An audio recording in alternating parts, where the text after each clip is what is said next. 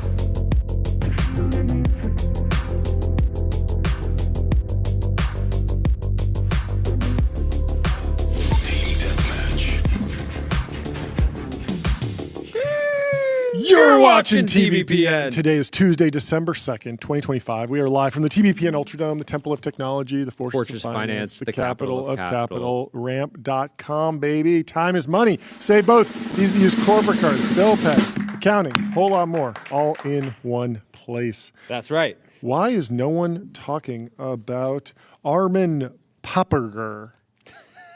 He's the CEO of Rheinmetall, and they've been on an absolute tear. We're, of course, going to get to Code Red. We're going to talk about OpenAI, but we talk about OpenAI every day, basically. And I thought it'd be interesting to meet the CEO behind the world's fastest-growing defense company. It's on the cover of the business section of the Wall Street Journal. Okay. When I think high-growth defense companies, I usually think Anduril or Saronic, or there's so many other companies that are growing very fast in defense tech. Rheinmetall has been on an absolute tear. They're now basically the same size as Lockheed Martin and General Dynamics. And it was a small company just a few years ago. So Rheinmetall, they make, you can see the gun that they make in that picture. They make big massive guns. Cannons. They make artillery shells. They've been very important to the Ukraine war. So in the last 3 years, they've been on an absolute tear. They've gone from roughly $5 billion in market cap 3 years ago to $80 billion in market cap. We got to ring the gong. We got to warm up the gong. Ring the gong. $80 billion market cap. They've been on a tear, but they had, and there's been basically three key drivers to the growth, to the story. We'll tell the story in three acts as briefly as we can. And while we do, we will say thank you to Gemini 3 Pro. 3-act story about Rheinmetall, 3-act Gemini, Google's most intelligent model yet, state-of-the-art reasoning, next-level vibe coding, and deep multimodal understanding. So, first, they had a head start. This company, they actually started over a century ago, 1889. Can you believe that? Very, very old. So they spend their first 25 years basically just stacking up ammo for the German Empire. This obviously comes to a head in 1914 when World War I breaks out. And at the time, the company was one of the largest arms manufacturers. Like they were pretty big after 25 years of just stockpiling ammo, growing as a defense company. World War I breaks out, but then after the war, they got to pivot. Because the Treaty of Versailles forces them to switch to non-military products. They say, hey, you got to build cars, make some trains. They get fixated on trains. And also typewriters. Not the first dudes to get fixated on some trains. Happens to the best of them. But they have a good run. They stay in business. They keep making trains, locomotives particularly.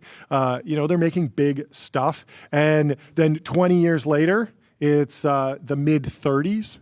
It's 1935 around there.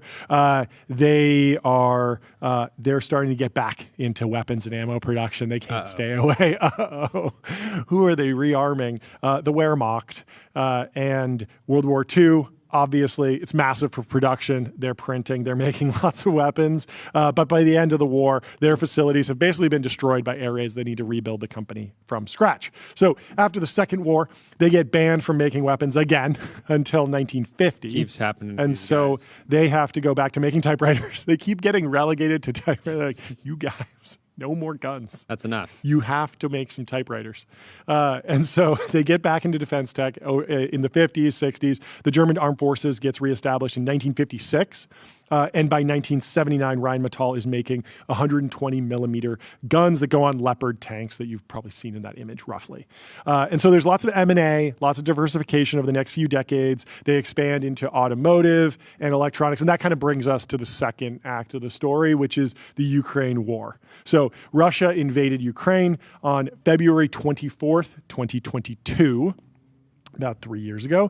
Rheinmetall was around 5.5 billion market cap then. And 3 days later, Olaf Scholz, the Chancellor of Germany, gives what's known as the Zeitenwende speech, which is literally translates to turning point. So he says, this is a turning point.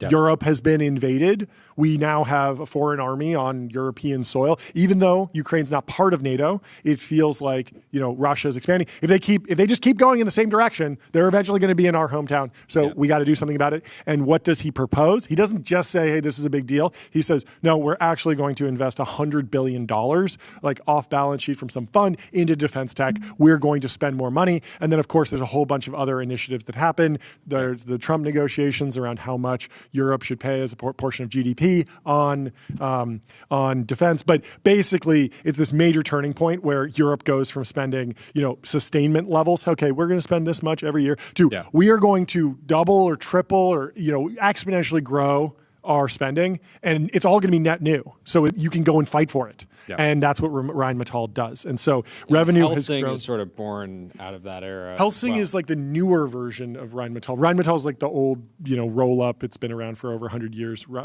Helsing, I think, was started. So Helsing was 2021. Was most recently in the news because they raised, I think, $600 million from Daniel Ek, right? Ek. Yeah. Sparked controversy, of course. A lot of people in the Spotify world, the world of music, just think that defense tech is default. Oh, I didn't realize that. There was actually backlash. Huh. Totally. I didn't see that. Yeah. If you're an artist and you believe in peace at all costs, you're gonna probably be against that. But well, it depends. Maybe if you're POD. Or you're some other musician that was played during the war on terror, you could be very pro the Helsing investment. Just depends. But yes, I understand overall. So revenue's grown 50% since 2022. And they are now guiding for sales. I think they do maybe around like 10 billion euros. I was kind of going back and forth on euros USD, but they're guiding for sales of $58 billion and an operating margin of more than 20% by 2030. So they have like almost AI growth level numbers of everything. It feels very similar where there's a structural change in the way their business is going to work. Same thing as Eli Lilly, same story. There's a couple of these stocks where there's now sort of a mega trend and they are in position to capture a ton of value as long as they can execute. The big question is, what winds up happening. But the third leg of the stool, the third important piece in this story is the current CEO, the man no one is talking about until today, Armin Papperger. He's been called a white-haired Goliath. I love that. CNN can we pull up a picture? Just randomly threw that in. There he is. There's some other photos. And last year, he was targeted in an assassination plot by the Russians. What? So the CNN reported that Russia had made a series of plans to assassinate several defense industry executives all across Europe who were supporting Ukraine's war effort. And they also were planning to set up fires in different, there was an IKEA that got lit on fire. There were a number of different attacks. But fortunately, American intelligence discovered the plot and informed Germany in time to stop the attack. And now the white-haired Goliath is Ryan in the chat says, this feels like a paid ad. I can assure you it's not. John woke up this morning, we were at the gym, and he's like, why is no one talking about Rheinmetall? Yeah. And decided to write about it in the newsletter today. So that's funny. No, he's on the cover of the Wall Street Journal. And so they stopped the attack. And so Russia clearly sees Armin Papperger as critical to the European defense ecosystem. But separately, there is a debate over how where the business goes over the next few years. Because on the one hand, like the NATO inventory requirements are growing a lot. That's going to drive a lot of net new demand for military equipment purchases. And the market's been historically undersupplied. But on the flip side, Rheinmetall may or may not be able to absorb as much of the demand as they're planning to. They have lots of integration to do between all their different acquisitions. And also with a potential end to the Ukraine war. Yeah, it feels like the stock would just immediately trade down on news of a peace deal. And it has, even on rumors of a peace deal. Yeah. Exactly. Yeah, it's down 15% over the last month. Yeah. But they're scaling up. In the Wall Street Journal, it says, earlier this year, Armin Papperger opened a new factory that will allow his company to produce more of an essential caliber of artillery shell than the entire U.S. defense industry combined. Surrounded that day by dignitaries, including the head of the North Atlantic Treaty Organization, NATO, the Rheinmetall CEO is riding a wave of post-Cold War military spending that is reshaping the global arms trade. Rheinmetall is now the world's fastest-growing large defense company and a key player in Europe's quest to rearm its home country. Germany is shedding its post-war reticence on military spending to lead the charge. To capitalize, Papperger has pushed the once obscure gun barrel maker into almost every part of the battlefield, from satellites to warships. And that's what people are kind of saying about, there's a lot of acquisitions, there's a lot of new projects, there's a lot of new deals. Like, the gun barrels, they've been doing that for 136 years. Satellites, they're kind of newer to it. Do they have the lineage? Do they have the experience? Can they stick the landing on those contracts? The money's certainly there, but is the expertise there? That's the big question. So his goal is to create a go-to defense company with the heft and breadth to rival the American giants that have dominated the industry since World War II. And if he's writing any software, he's got to get on graphite.dev. Code review for the age of AI. Graphite helps teams on GitHub ship higher quality software faster. Rheinmetall's stock is up 15x since Russia's full-scale invasion of Ukraine in 2022, giving it a market cap of $80 billion, roughly on par with U.S. rivals. And when he took over the job, he started this job in 2013. So he's been CEO of Rheinmetall for 12 years. The company was $1.6 billion. Overnight success. Overnight success is right. Sort of like what happened with Lisa Su. She's 10x that stock. I mean, the funny thing is that Jensen's also 10x to Nvidia in that time. But the Lisa Su story is a little bit more impressive because AMD was really down in the dumps, and she has turned that company around fantastically. Yeah. But back to Rheinmetall. This month, Rheinmetall set out ambitions to quintuple sales by the end of the decade to the equivalent of roughly $58 billion. Papperger, reflecting on his long tenure at the company, told investors that seeing such figures was like a wonder world. It's a wonder world. I love when an executive is speaking a different language and it just doesn't quite translate. Like, is that what we say? Kind of get the gist. I get the gist. He's happy. I'm happy for him. Good job. Wait, we had a buddy of ours who actually I'm gonna name him. I was gonna keep him anonymous, but it's just too funny. Somebody's proposing 2.6 is proposing the TBPN X Standard Oil X Rheinmetall collab. We were talking about we were texting with Sean Frank and Connor McDonald at the Ridge yesterday about how their Black Friday Cyber Monday went, and they shared a bit on it, and Sean ends it and says, "Bro, the future is beautiful, and I am so happy to be alive." With it's an incredible reaction to a successful Black Friday. I'm so glad it went well for them. I mean, the Wall Street Journal did report that on a busy Cyber Monday, outage at Shopify halts transactions. Shopify experienced an outage on Cyber Monday that interrupted transactions for some merchants, but it sounded like Ridge was not affected. Well, so it was the real issue is the admin panel went down. Okay. It freaked a lot of people out because you're not able to log in and see what's happening. Yeah, of course. And also even if everything's working as standard, as expected, that's the day you're just refreshing the admin panel all day. Because you're just how much money am I making? This is really critical, right? Yeah. There were some reports that a handful of merchants had actually had features on their site go down, but I didn't see any. I didn't see a ton of people saying I lost my Cyber Monday. But obviously, the good folks at Shopify will obviously be working extra hard to resolve any of this and provide a proper postmortem. Overall, it does seem like Cyber Mondays and Black Friday, Cyber Monday broadly just went very well. Like it just seems like consumer confidence was up, revenue was up, spending was up. Harley had a post. He said total global Black Friday, Cyber Monday sales by Shopify merchants over the last 5 years. 2021 was 6.3 billion. 2022 was 7.5 billion. 2023 was 9.3 billion. 2024 11.5 billion, and then 2025 14.6 billion. So combination of execution at the company level and execution at the Shopify level, and then obviously the market plays a big role as well. Yeah, it really did seem like things are just broadly going well, or at least okay. I think everyone's sort of like nervous with crypto up and down, and is there an AI bubble, and how big of a bubble? What will happen? Somewhat of a code red going on. It has been a code one red. Part of the world. Before we jump into that story, Profound. Get your brand mentioned in ChatGPT. Reach millions of consumers who use AI to discover new products and brands. I was going to say, kind of the Anduril was covered in the Wall Street Journal. Oh, yeah. So the Wall Street Journal's been doing quite a lot of defense tech coverage. Anduril, they had been talking about their approach of not using government funding for testing purposes, which historically company would get a contract and then they would work to actually make it. And so the government was effectively funding R&D.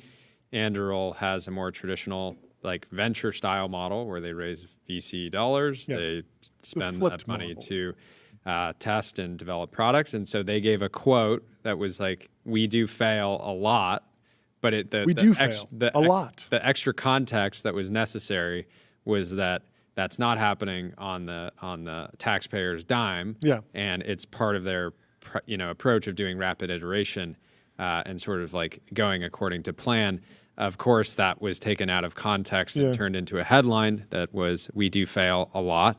And not so dissimilar from what has happened to OpenAI in the last 24 hours, where sounds like an internal meeting was leaked. We were wondering, like, what is it? We can, let's actually read a little bit more on the Wall Street Journal Anduril thing, because I think it's interesting, and I want to go into some of the response, like how they responded to this. First, let me tell you about Cognition, the team behind the AI software engineer Devin. Crush your backlog with your personal AI engineering team.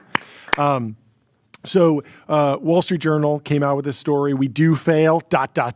a lot.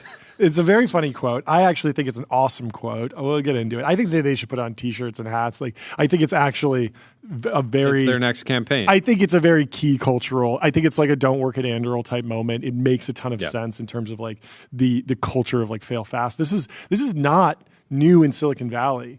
And yet it's still being reframed as new. I'm surprised that there's like alpha here still. But let's see. Palmer Luckey says, the valid reasons for slowness are bureaucratic BS and cowardly executives who cater to snide analysts and public market outlets like WSJ that have nothing to say about years late programs and everything to say about a fire that covered 0.0002% of our test site. I'm not even exaggerating. That's the real number. It is exactly what anyone would expect from testing a system that violently blasts lithium-powered drones out of the sky. This is what weapons development should look like. Heck, Camp Pendleton has over 200 fires per year on their training range, and that is with fully mature weapon systems. Going on and on about this for paragraphs is so pathetic. Almost getting close to a fire every single weekday. Yeah, they obtained satellite imagery that reveals the damage to the grass on the weapons test range. The other examples of this story are similarly absurd. John, you're telling me that the grass was damaged at the explosives testing ground? Yeah. You're telling me something. Very funny you're telling me there was an explosion at the weapons testing facility? Yeah, it was wild. The other examples in this story are similarly silly absurd. Oh no, an engine sucked in a piece of FOD. Stop the presses. Autonomous boat behaves exactly as designed and stops moving when it receives a faulty command. Anduril hit by a pattern of setbacks. It's just so pathetic. The type of thing that can only be written and taken seriously by people who have no idea how hardware development actually works. And of course, a few other folks in the ecosystem chimed in. Mainly, there's a good post here from Blake Scholl founder of Boom Supersonic, he says, if you plan to pass every development test, you'll move slowly and expensively. It's optimal to fail many dev tests. Selective, quote, outtake into headline suggests a hatchet job, not an honest report on an attempt to do things differently and better. I still just think the we do fail a lot is just, it's so ripe for a billboard campaign, a t-shirt, a hat or something, because if you, like, the whole thing with Silicon Valley is that you should fail 99 times and succeed once, because if you succeed once and fail 99 times, it's a million times better. It's infinitely better than zero failures, zero successes. Like you will take a ton of failure for one success. And that's the whole ethos. That's the American ethos. It's the American ethos. It's the technology ethos. There's a lot there. Anyway, back to. We can wrap up with. You can go read the Wall Street Journal report on Armin Papperger if you want. We got to figure out how to pronounce this name. He did have one fun line in here, which was what did he say? He said something like. He said, referring to, so now he's, basically the same value as Lockheed Martin and General Dynamics. And he said, on the U.S. companies, he said, they come to me. 10 years ago, it was a different story. And so he's just flexing the fact that, like, he's now big enough that he requires, like, you can go visit him because he's, like, made it. Always a good sign. He's taking a little victory lap.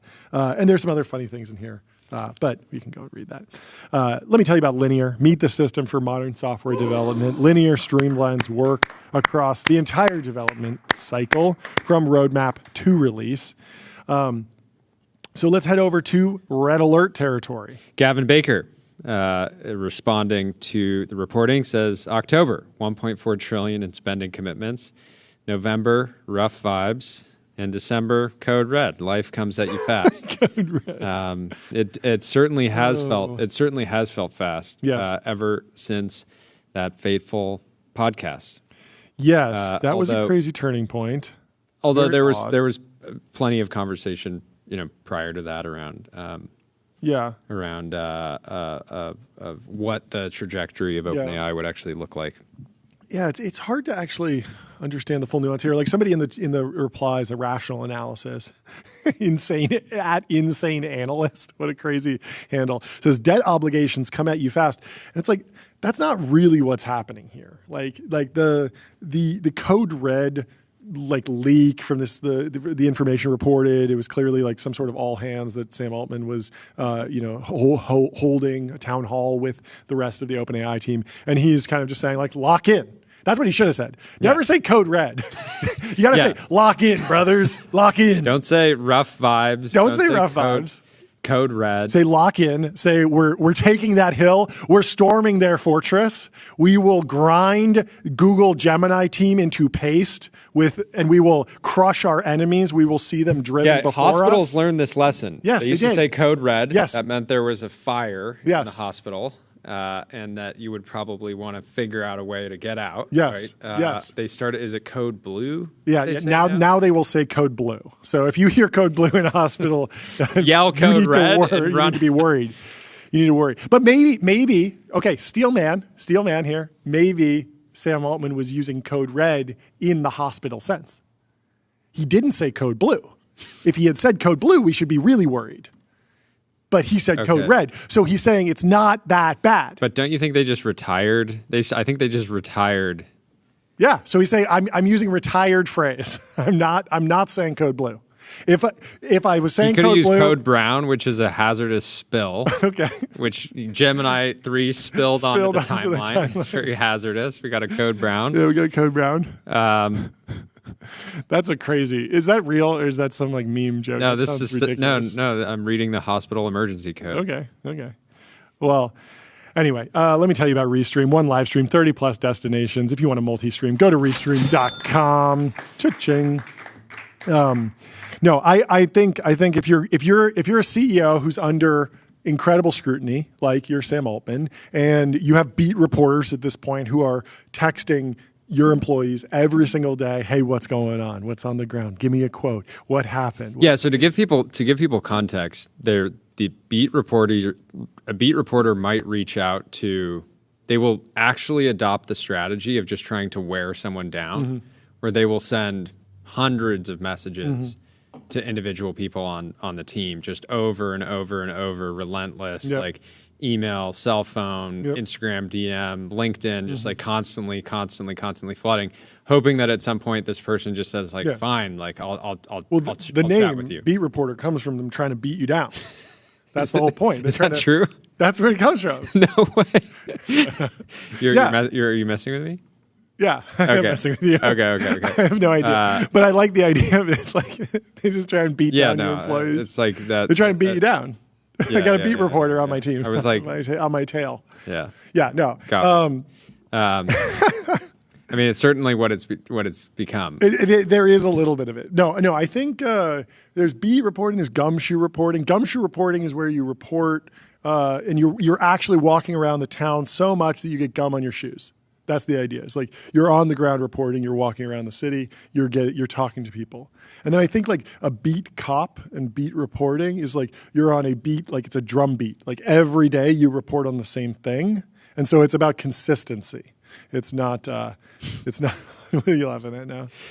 Ryan in the chat, if you work at an AI startup and you aren't drinking Mountain Dew Code Red every day, you aren't going to make it. What if Sam was talking? Yeah. What if he was just saying, we got to lock in? Room. We got to lock in. I bought us a bunch of Code Red. Yes. I want you all drinking it every day. Yes. It's time to really focus. Yes.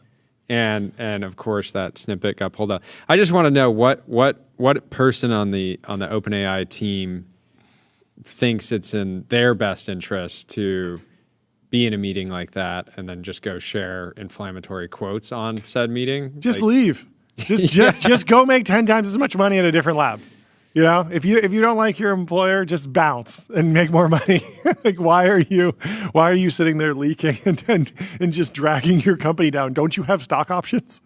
Like, I'm so confused. It's a mole. There's a mole. There's someone inside the organization who's working against them or something. I don't know. It seems rough. Anyway, there is some praise for OpenAI on the timeline, which we should get to from none other than Blake Robbins. Blake says, OpenAI is operating on a different level. Play that sound cue, Jordy. The amount they have shipped in the past few weeks and months is incredible. Feels like we are witnessing a generational run. This was on October 6th. Okay, this was on October 6th. Sora was, I think, #1 in the charts at that point. Yes. It's now 21. Yes. Pulse got some excitement early on, but I think people are a little bit not feeling like as excited. Yep. Atlas launched. Yep. And then it's hard to really gauge what adoption has been like. I know some people that love it. Yep. So Eric Seufert on October 6th quote tweeted Blake Robbins and kind of summed it up. I think he said, "Indeed, impressive, but the scattershot nature raises questions about the company's discipline and ability to support these disparate initiatives. Is OpenAI a frontier research lab, a social network operator, a commerce engine, a hardware company? Because it's hard to do all of that well." And then Eric goes back and finds his old and post they're still like very much care about competing in code gen, right?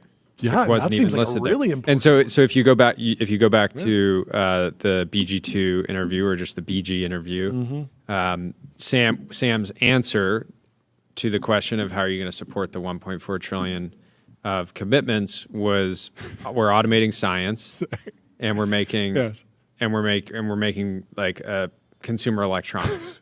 Yes. And the reason that didn't to me, that was kind of like a concerning answer because Google has been doing those things for years. Yeah, but they've earned the right because they have 25 years. They're funding it with massive cash flow. Yeah, hundreds of billions of dollars of revenue and so much cash just to go around. And like, it's always been this like academic lab and this sort of like environment where they do side projects. But I think before they started any of that, they had firmly established themselves as like the go-to search engine, and they were funding that with cash. So they were funding these initiatives with cash flow. I believe so. And even though they've been doing it for this long, Yep. it's not like Sundar's going out there and saying, guys, we're actually going to do it. Yep. We're going to do an extra $100 billion Yep. next year because we're automating science and we're doing this new consumer electronic device. Yeah, no, it is crazy. Let's continue. First, let me tell you about Privy. Privy makes it easy to build on crypto rails, securely spin up white label wallets, sign transactions, and integrate on-chain infrastructure, all through one simple API. I have a plan, and this comes from the chat, of course. If Sam Altman really wants to set the record straight, everyone's saying Code Red, it's so bad. He needs to come out with a statement. We're going to Baja blast Gemini out of the App Store. If he says our plan is to Baja blast Gemini and Anthropic into the minor leagues of AI research, I think he just wins completely. What do you think, Tom? I think people they're underestimating the possibility that Code Red, it was actually read was past tense of read. So they're talking about the code that was read by the model. Oh, yes, so yes. What was the code read in this scenario? It might have been READ. They were talking about the next agent code model red. that was doing code gen. Yeah. I have read the code, and we're ready for the next pre-training run. I listened to Mark Chen on Ashley Vance's Core Memory podcast. It's very good. You should go listen. Also, Ashley has a new YouTube channel for Core Memory podcasts. So if you want to find it, head over there. And it was interesting. Mark Chen, I really liked the way he runs that organization. I liked a lot of things he had to say. He had some funny takes, some funny anecdotes. Basically, just saying, he's extremely competitive. He doesn't want to lose. He's going all out right now, and that one of the ways he's dealt with the talent wars is to just go to everyone on his team and say, "Hey, I'm not going to match dollar for dollar with Meta. Like, if you want to make 10 times as much money, yeah, you're free to leave. Like, you can just go. But we are on a mission here. We're a team, and we think what we're building is so big that in the long term, we will be better. We will be better. We will be bigger." And he also clarified, interestingly, that although there was a big raid and a lot of people from OpenAI did go to Meta, he was saying, like, he was basically like, there's a lot of poaching that's happened from OpenAI generally. Like, whenever someone starts a new lab, they always go to OpenAI. They're like, we need at least one OpenAI guy to know how they do it, right? It makes a lot of sense. He also said he didn't lose a single direct report. I don't know exactly how many direct reports he has, but he was saying that he didn't lose a single direct report. So maybe that's like, maybe he's trying to say, okay, there were people that were 2 layers down. Yeah, his lieutenant stuck around.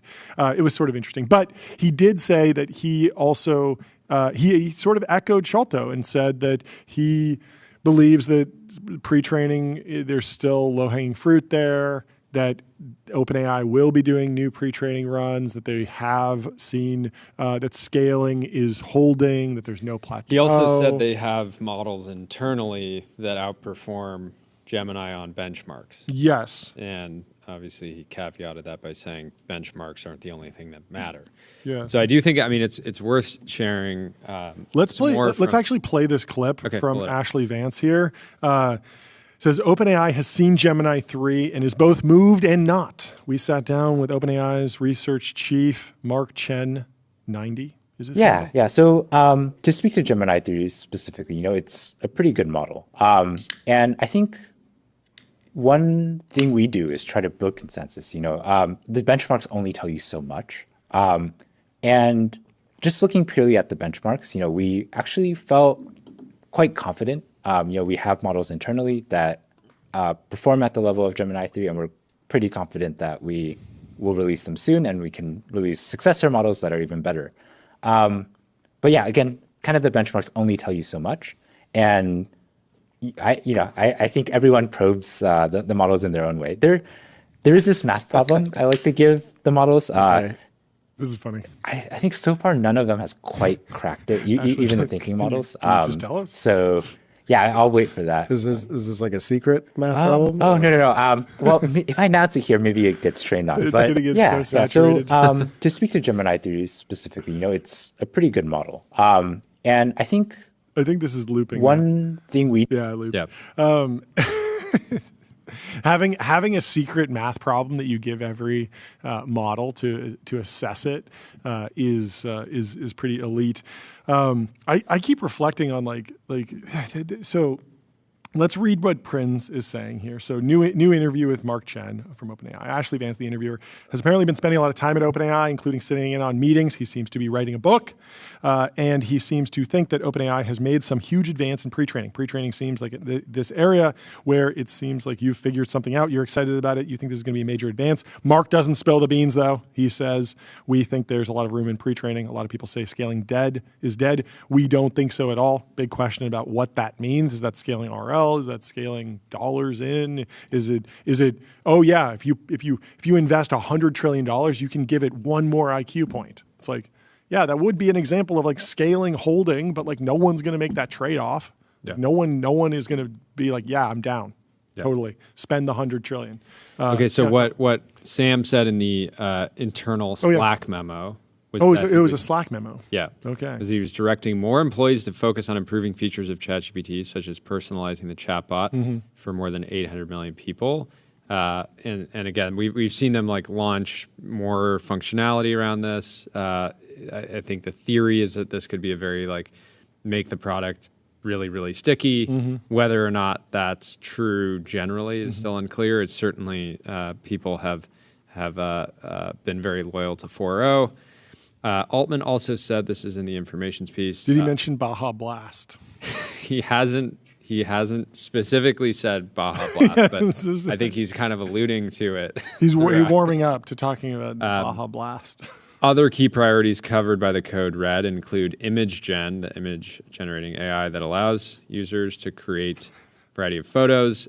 You had included in your newsletter last week that you've been going over to Gemini specifically for Nano Banana. Yes. So I wonder if this is we were debating broader this. trend. Does this actually matter? I think it does. I think that the image generation functionality, like fundamentally what LLMs are doing, what these chatbots are doing is they're basically instantiating full web pages. They should be able to instantiate anything that you could possibly land on, whether it's a video, an image, a blog post with images embedded, an audio format. Like it should be able to like not just understand everything and give you the answer, but it should be able to contextualize that answer in any format. And so I do think being able to generate images at the top shelf, top tier way. The big question we were talking to Tyler was, should they say, hey, we're just going to use Nano Banana?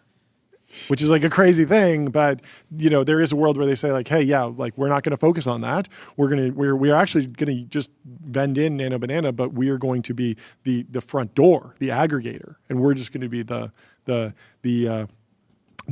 actual use runway in the background, right? Yeah. Hand it off to a different team potentially. I don't know. It seems like that's probably a little bit too close to home. But Ben Thompson has had this claim for a while that potentially OpenAI has a strong hold on the consumer market to the point where if they swapped out the underlying model, they would still accrue tons of the value because people don't really know what model is which. Yep. Like I think the average user doesn't do it. But first, Tyler has something. Yeah, I mean, I think that especially makes sense in the context of images and video because they're just so expensive. Yeah. Like, I think a Nano Banana Pro image is like, I think it's like 10 cents. No way. It's really, okay, that might be per like 1,000 or something, but it's still they're really expensive. Yeah. Videos are even more expensive. Videos are like really, really expensive. Oh. So I think it makes more sense in that scenario because you would imagine that it's just like so expensive to vend it yourself.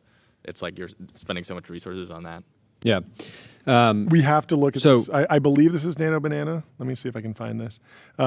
This Nano Banana Pro image that, let me see if we can pull this up. It's from John Gregorchuk.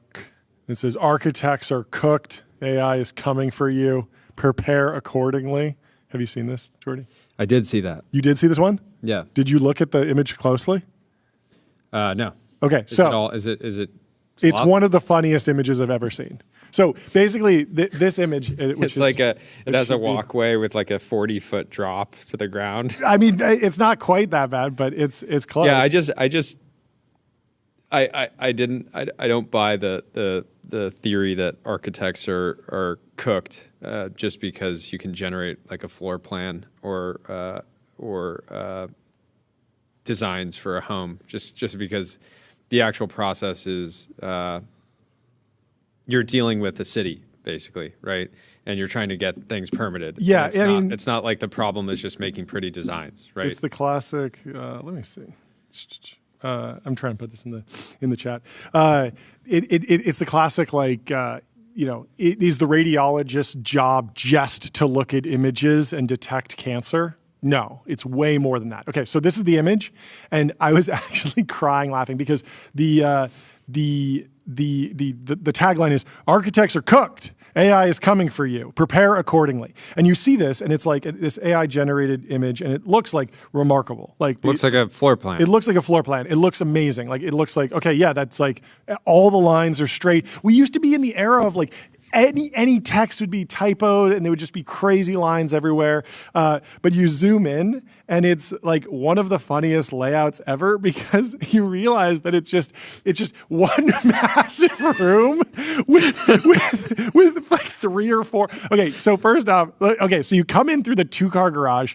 Then there's a powder room. So the mud room. So first off, there's this mud room and laundry with 2 bathtubs in it. Scroll up to the right. Okay, scroll. Yeah, right there. So why do you have 2 bathtubs next to your coat closet, right? In the mud room. In the mud room. And also like you can't go, normally you come out of a garage, you go straight into the mud room. But here you have to go into the main area, which is the gallery hall. And then you go from there into there. And so scroll to the left a little bit so we can see the full. What is the coat?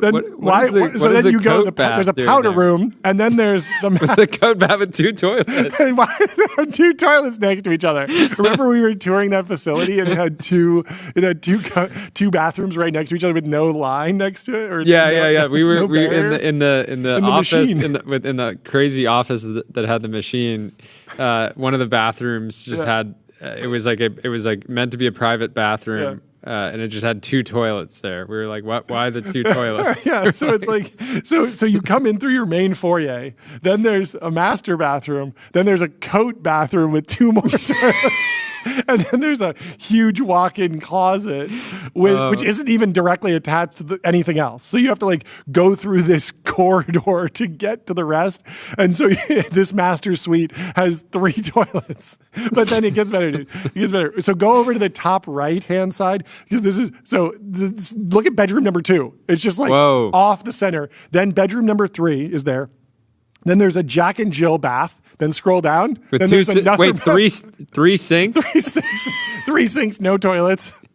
And then there's another bathroom. And then there's a third bathroom with a toilet. So this is you have 5 sinks. This is, you might not like it, John, but this is peak architecture at its best. Yeah, you have 5 sinks next to your 2 bedrooms, and then also bedroom 2 doesn't have a bed. Anything. It just connects. It opens into the gourmet kitchen. But then if you scroll down, you can see that there's like this huge walk guest suite. What is the huge walk guest suite? And then you have this like massive dining room that just makes no sense. And then down at the bottom to kick it off, there's of course like the great room that's directly tied into the kitchen where there's just the most open floor plan you can possibly imagine. And then if you scroll down, you'll see that there's like just these windows that like all of a sudden Trevor in the chat says this, bathroom scaling laws. Why are all of a sudden the doors like vertical instead of, this is supposed to be a top-down image, and now I'm looking at these doors and they're like presented. What did the comments say? Did the comments say like, "Hey, buddy, why'd you put 3 sinks in that one bathroom?" Well, everyone gets that it's a joke. It was meant to be a joke. Yeah. Okay. This John guy like totally thinks it's so funny and is just like joking around. And so everyone's just like nightmare fuel, like this is crazy. And John's making the same jokes. It's super convenient off the open floor plan. No kitchen toilet. People and then people just joking about all the different stuff. I don't know. I mean, is AI going to help with architectural design, of course. Is Nano Banana going to randomly one shot like the perfect floor plan? No, also no. But of course, there's stuff that's that's the funniest image. It's so funny. So funny. Anyway, I was actually dying laughing at this thing. Okay, Anyway. back to the code red. Vanta. Automate compliance and security. AI that powers everything from evidence collection to continuous monitoring to security reviews and vendor risk. Yes, DD code Das red. is So, adding fuel to the fire. Fuel to the fire. He says this is why OpenAI is in code red. In the 2 weeks since the Gemini launch, ChatGPT unique daily active users, a 7-day average, are down 6%. He is sharing, to be clear, web traffic data. These traffic sources are so rough. I just feel like people use apps. Like the web traffic is probably a good proxy. It's probably a decent proxy. But even then, I don't know how high intent those users are. Because it's like, do you think you're being tracked by SimilarWeb that effectively? Like, I would hope that I don't have that much spyware on my Chrome browser that I'm sure it knows exactly where I am. Maybe it does, but I would think that OpenAI and Gemini and Google would be like, yeah, we're not letting you put a pixel on our site. How is that? We should have someone from SimilarWeb on the show explain it to us. Like, tell us your sources. Tell us everything. How do you actually calculate all this stuff? Because you could just poll people. You could just ask a million people, "Hey, what are you using?" Right? I don't think that's how this works. But I wonder Store, if any of the Chrome extensions sell your data. I'm sure. A number of them. I have this Chrome extension installed right now, TBPN Timeline Viewer. It was vibe coded by someone sitting over there. He doesn't even know what programming language it was written in. This is not true. Latest. Did I ever tell this story on the show? I don't know. So no, Tyler doesn't want to tell it. So Tyler gives us this. We use a Chrome plugin to like track the show when we're sharing posts between us, and this Chrome plugin, he like vibe coded it and he sends it over and I unpack it to install it. And I'm like, why are there like node modules here? Like that's usually for like Node.js, JavaScript on the back end. And he's just like, what are you talking about? And I was like, you don't know that you're using Node.js? It's a good extension, sir. Because I think it was just so... I trust Claude. I trust Claude to make the right decision. I don't even specify what programming language it uses, which is like pretty sick. It's actually extremely bullish for Claude and Claude code. It's really good.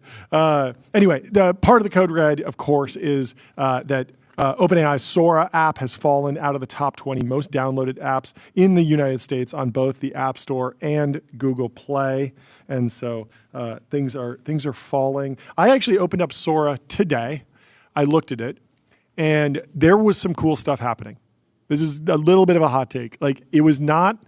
There was still a lot of slop, which I would define as like it's a POV video of a bus driver with a bunch of cats on the bus, and it's like cute and funny, or like it's a chipmunk water skiing, like that type of stuff. Is that why you were late for the gym today? No, but I was sneaking a peek at Sora while I was driving. And if I die and crash because I'm looking at slop, this would be extremely depressing. But at a stop sign? Yeah, I stopped. But there was one cool one which was like more like pixel art actually, and it was interesting because you remember the OpenAI Super Bowl ad? Like, yes. If you prompt Sora to make that type of content, it actually is really cool, and you can remix it in a very interesting way. And so, like Sam had taken, somebody else had done like a bunch of geometric shapes pulsing to like electronic music. And then Sam was able to take it and say, make it orchestral music and make them pastel colors. And he was able to like remix off of that. And that felt like, okay, maybe we're getting into Suno territory. Very odd that Suno and Sora are so close in names. I don't know how that happened. Maybe they should team up or something. Wouldn't be the first time OpenAI has named something. Well, who? Oh yeah, directionally IO? Similar. Yeah. IO. I don't know. But I don't know. I was seeing like I don't think it's fully over. I think it's like it's in a it might be in just a trough of disillusionment. No. this could be a The trough is illusion. in a trough. It's The trough is in the trough. It's entirely possible. But clearly, the vibes are rough and people are taking shots. Terminally Online Engineer says, just put the ads in the chat, lol, bro, in the chat bot. Because Sam Altman says OpenAI is making a very aggressive infrastructure bet with new partnerships. Okay, but that's to be fair, this clip was from long time an ago. interview that was like at least a couple months ago. Yes. And also, you can do both. What is interesting is that it's maybe... And it sounds like they're delaying. It sounds like they're delaying ads. which feels odd because I personally I'm maybe the only person that's really excited about ads in ChatGPT.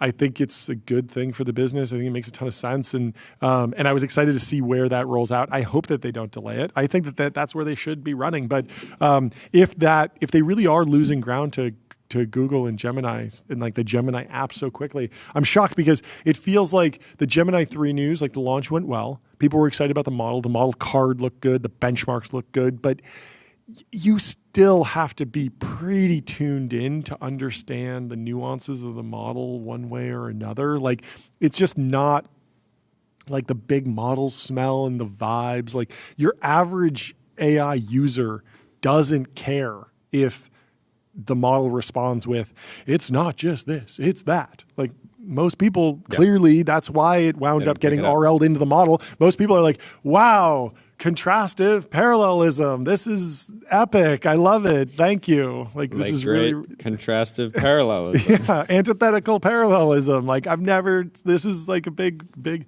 phrase, big word.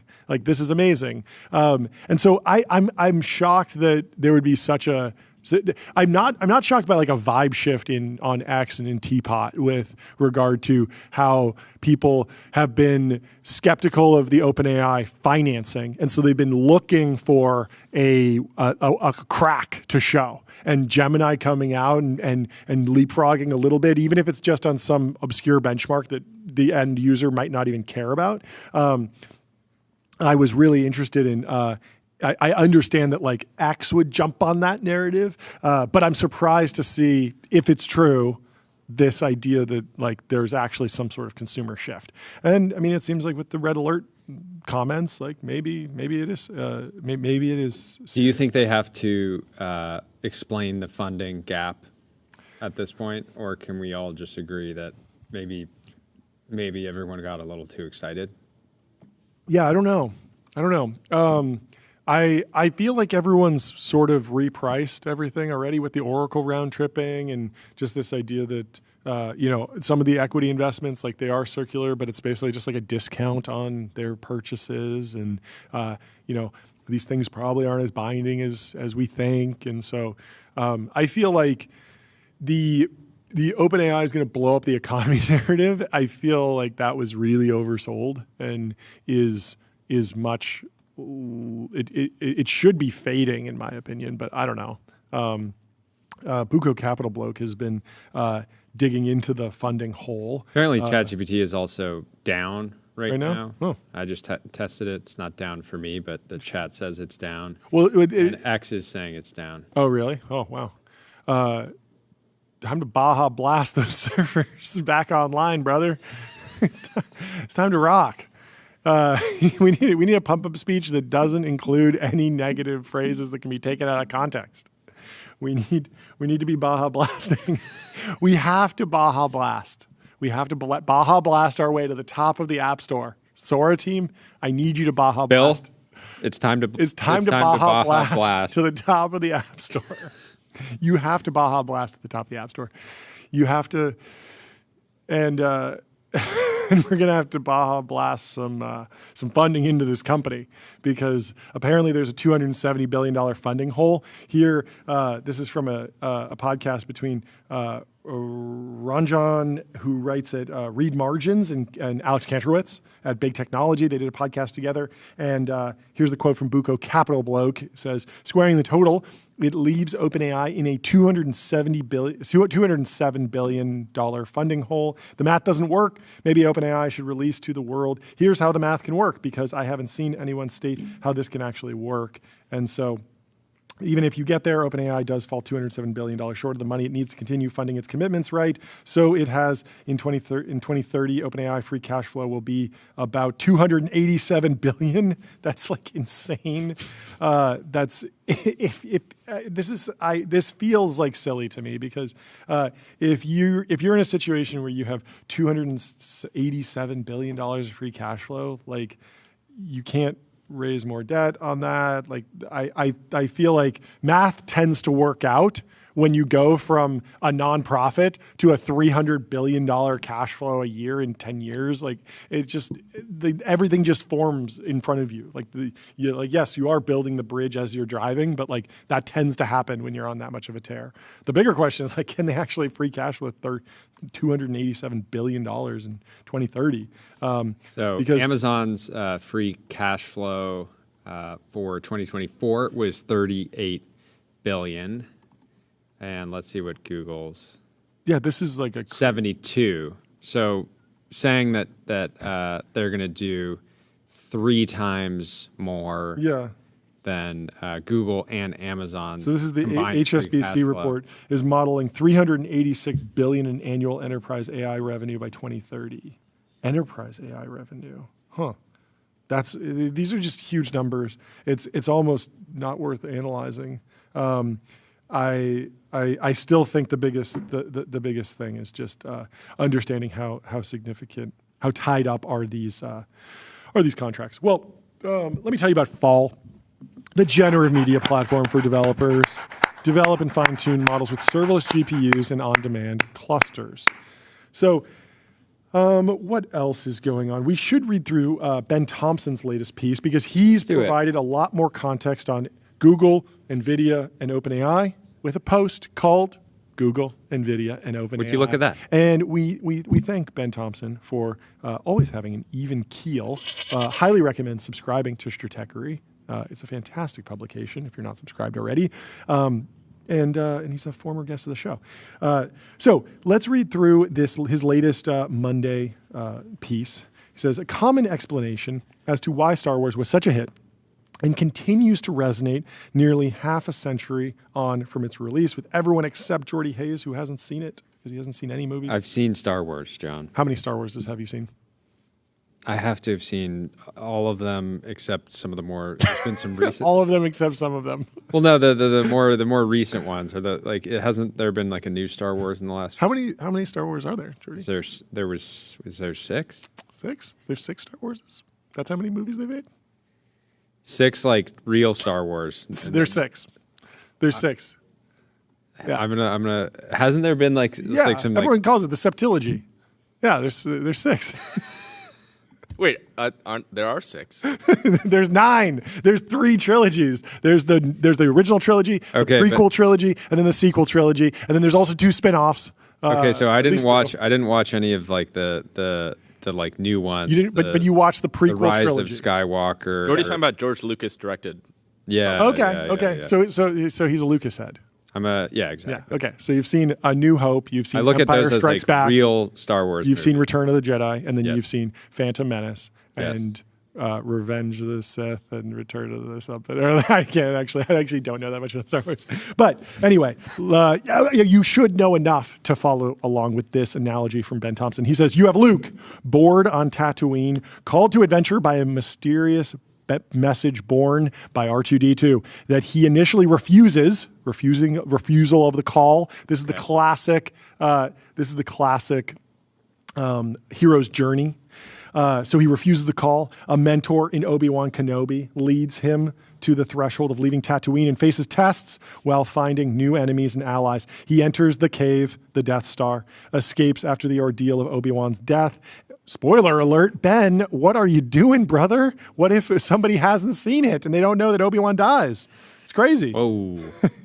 And carries the battle station plans to the rebels while preparing for the road back to the Death Star. He trusts the Force in his final test and returns transformed. And when you zoom out to the original trilogy, it's simply an expanded version of the story.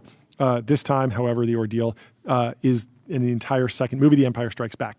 The heroes of the AI story over the last 3 years have been 2 companies, OpenAI and Nvidia. The first startup is called The first is a startup called, with the release of ChatGPT, to be the next great consumer tech company. The other was best known as a gaming chip company characterized by boom and bust cycles driven by their visionary and endlessly optimistic founder, transformed into the most essential infrastructure provider for the AI revolution. Over the last few weeks, however, both have entered the cave. They're in the cave.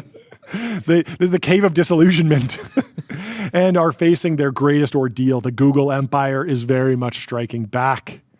And I believe, didn't Anjane over at A16Z coin that, the Empire Strikes Back? Formerly A16Z. Oh, went independent. Oh, he's independent? Yeah. Oh, I had no idea. So is this what Sam meant when he tweeted the picture of the Death Star? I feel like we never really figured out what he meant by that. That was before GPT-5, I think. Yes. I think he wanted the 2025 vague post of the year. Award. No. It's so vague that even after the release, he still doesn't know what it means. I think this is it. I think this is it. It's Google's the empire, and he's launching the thing that will take it still a shot didn't at make Google sense directly. at the time because like OpenAI was like clearly in the lead of the models. Like 2.5, I think 2.5 was the best Gemini Not on model. cash flow. You know, who has more soldiers? Who has more researchers? Who has more TPUs? Right? Like, it'd be fair to characterize. It'd be fair to characterize Google as the empire the whole time. Yeah, I mean, size, I guess scale. the founding of OpenAI, then Google was definitely the Death Star. Right? Interesting. Isn't that the kind of origin story of OpenAI? Yeah. It was. They were worried about that. Anyway, I enjoy the Star Wars-based analogies almost as much as I enjoy numeral.com. Compliance handled. Numeral worries about sales tax and VAT compliance, so you can focus on growth. So Google strikes back. The first Google blow was Gemini 3, which scored better than OpenAI's state-of-the-art model on a host of benchmarks, even if actual real-world usage was a bit more uneven. Gemini 3's biggest advantage is its sheer size and the vast amount of compute that went into creating it. This is notable because OpenAI has had difficulty creating the next generation of models beyond the GPT-4 level of size and complexity. What has carried the company is a genuine breakthrough in reasoning that produces better results in many cases, but at the cost of time and money. Whoa, time and money. Throw in a ramp.com ad right in the middle of the Stratechery article. I love it.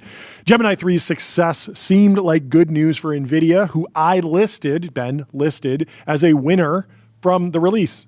Quote, "This is maybe the most interesting one. Nvidia, who reports earnings later today, is on one hand a loser because the best model in the world was not trained on their chips, proving once and for all that it is possible to be competitive without paying Nvidia's premiums. On the other hand, there are two reasons for Nvidia's optimism. The first is that everyone needs to respond to Gemini, and they need to respond now, not at some future date when their chips are good enough." Did you know that Sundar was people were claiming that he had used the phrase code red back in 2022 at the ChatGPT launch when Bard was flopping? Yes. And so yes.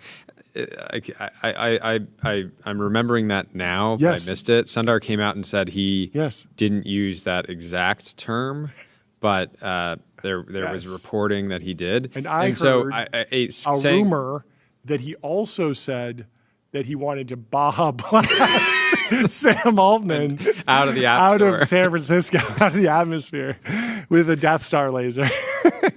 It is crazy. I want to try to find more historical examples of Baja blasting, folks. We got to Baja Blast.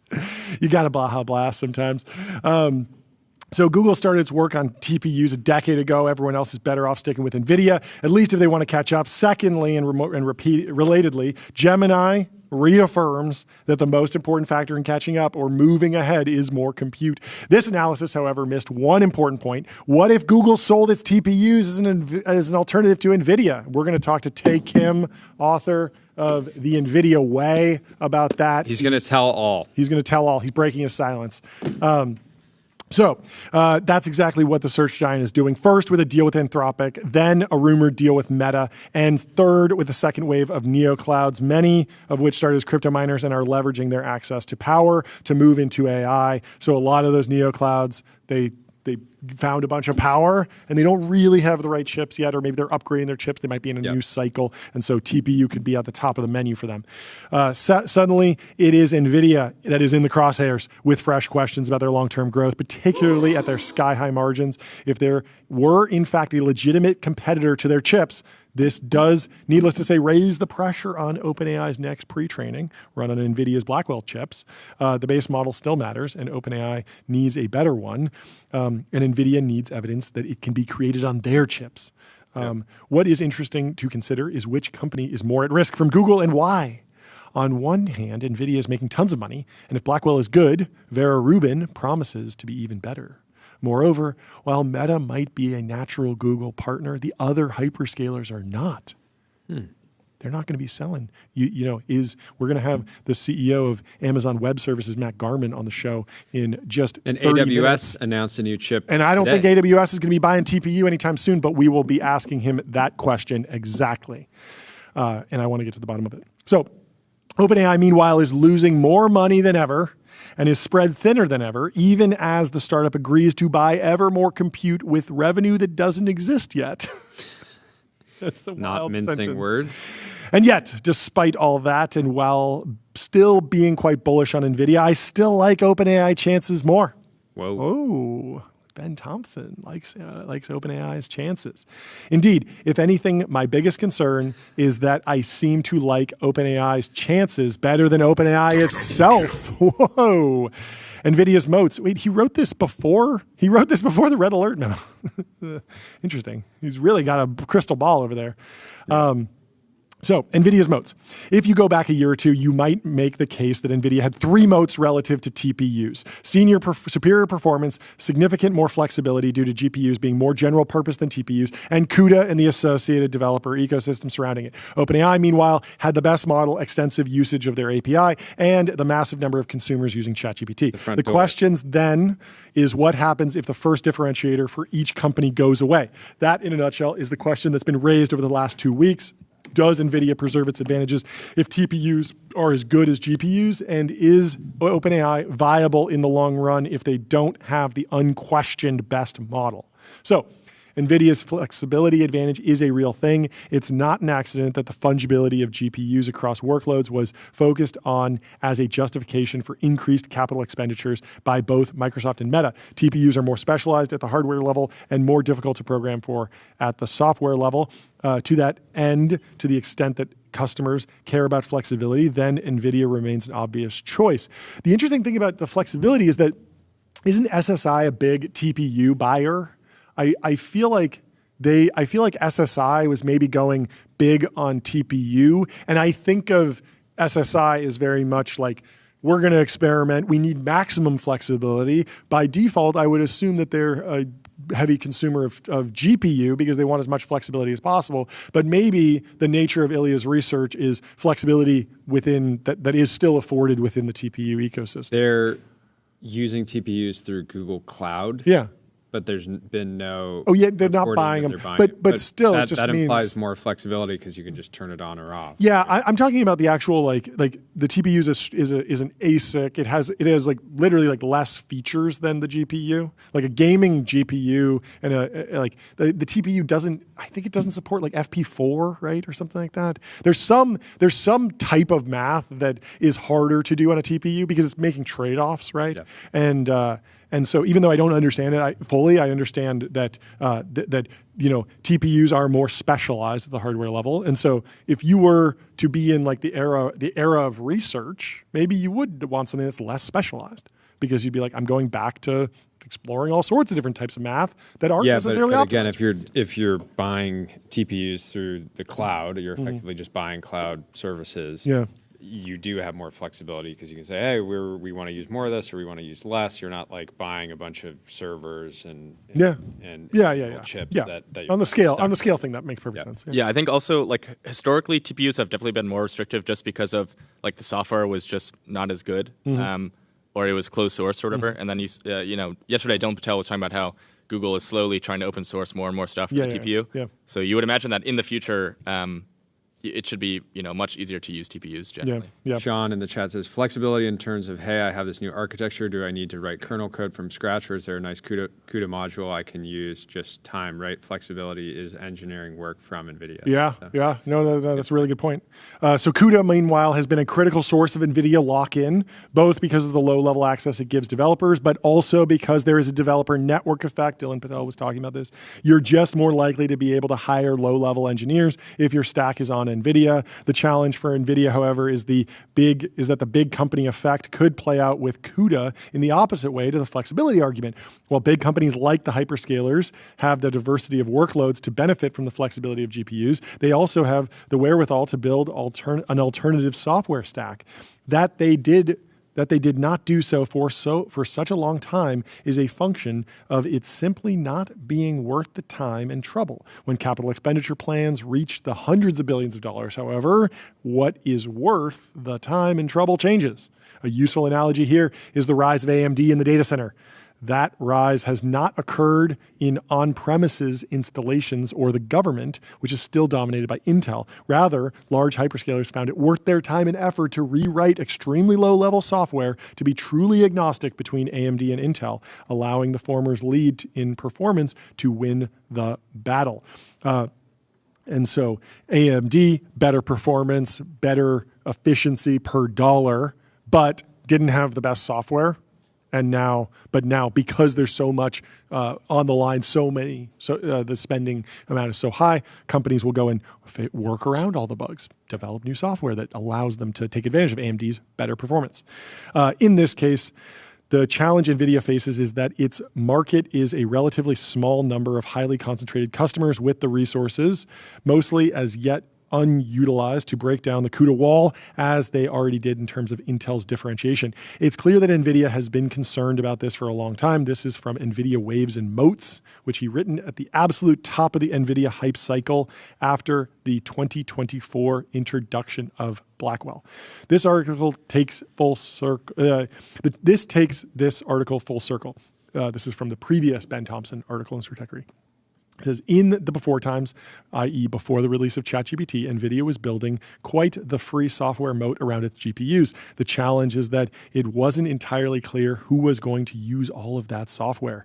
Today, meanwhile, the use cases for those GPUs is very clear, and those use cases are happening at a much higher level than CUDA frameworks, i.e. on top of models. That, combined with the massive incentives towards finding cheaper alternatives to NVIDIA, means both the pressure to and the possibility of escaping CUDA is higher than it ever has been, even if it is still distant for low-level work, particularly when it comes to training. NVIDIA has already started responding. I think that one way to understand DGX Cloud is that it is NVIDIA's attempt to capture the same market that is still buying Intel server chips in a world where AMD chips are better because they have already standardized on them.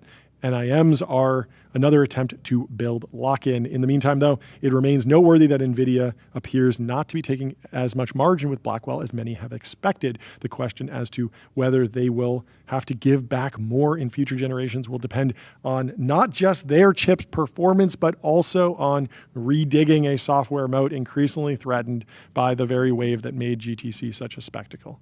So Blackwell margins are doing just fine, I should note, is he's back to the original article, the modern article, as they should in a world where everyone is starved for compute. Indeed, that may make this entire debate somewhat pointless. Implicit in the assumption that GPUs might take share from TPUs might take share from GPUs is that for one to win, the other must lose. The real decision maker may be TSMC, which makes both chips and is positioned to be the real break on the AI bubble. Interesting.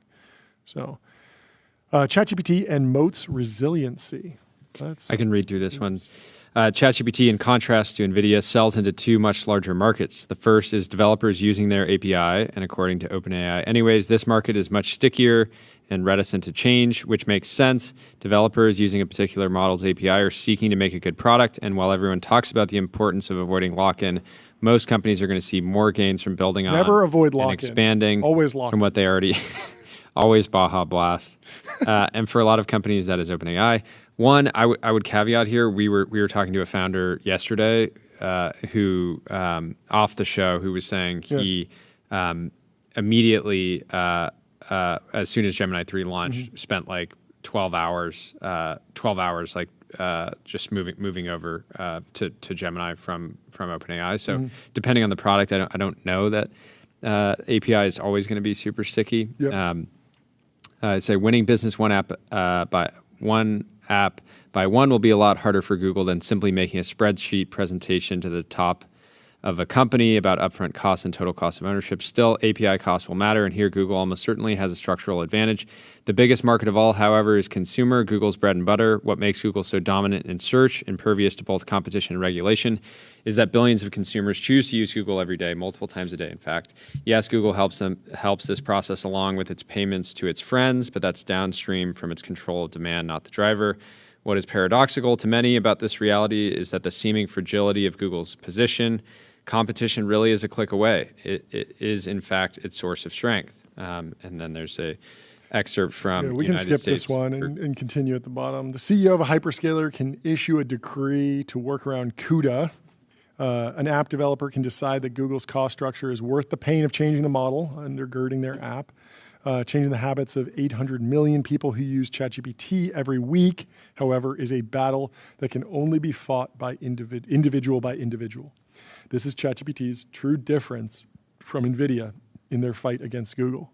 Yeah. And so this, I think, is the most important takeaway, is just Ben Thompson creates aggregation theory, this idea of like it's so important to aggregate demand in the modern internet world. It's potentially the only thing you can do. You can't really monopolize supply. It's very hard to monopolize supply, but monopolizing demand is something that happens.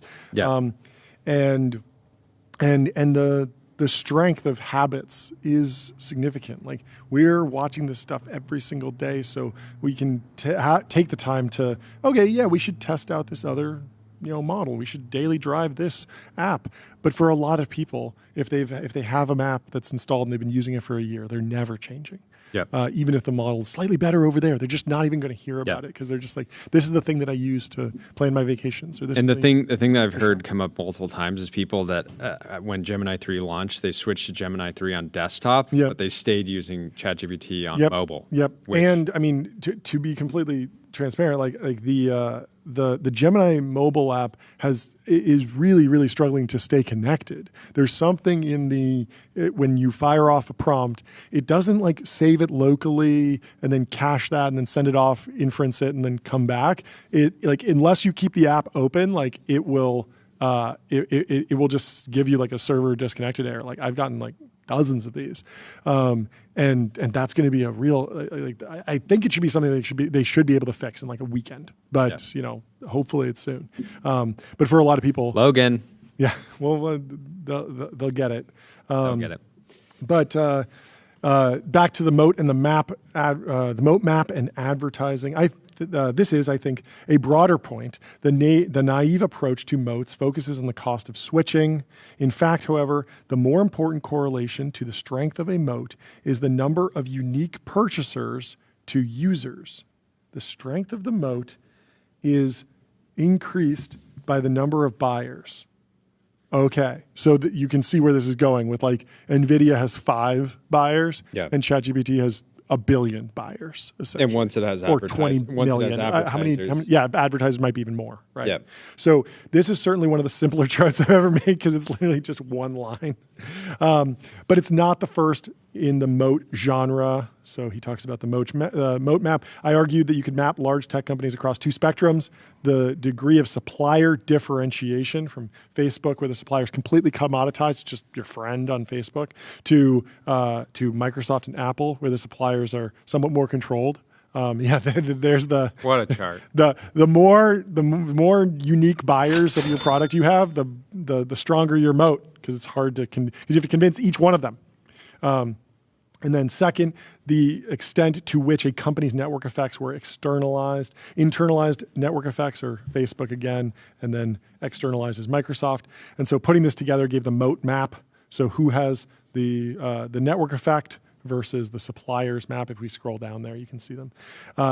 What you see in the upper right are platforms. The lower left are aggregators. Platforms like the App Store enable differentiated suppliers, which allows them to profitably take a cut of purchases driven by those differentiated suppliers. Aggregators, meanwhile, have totally commoditized their suppliers, but have done so in the service of maximizing attention, which they can monetize through advertising. It's the bottom left that I'm describing with the simplistic graph above. The way to commoditize suppliers and internalize network effects is by having a huge number of unique users, and by extension, the best way to monetize that user base and to achieve a massive user base in the first place is through advertising. It's so obvious the bottom left is where ChatGPT sits. I wonder what he thinks then about them potentially kind of delaying ads and delaying ads. Probably punch in the air. Him and Eric Seufert are probably no. And I'm right there with them. I completely agree. Boo! Launch the ads product. Launch the ads product. Get it out. Come on. Don't delay that. That's the most important thing.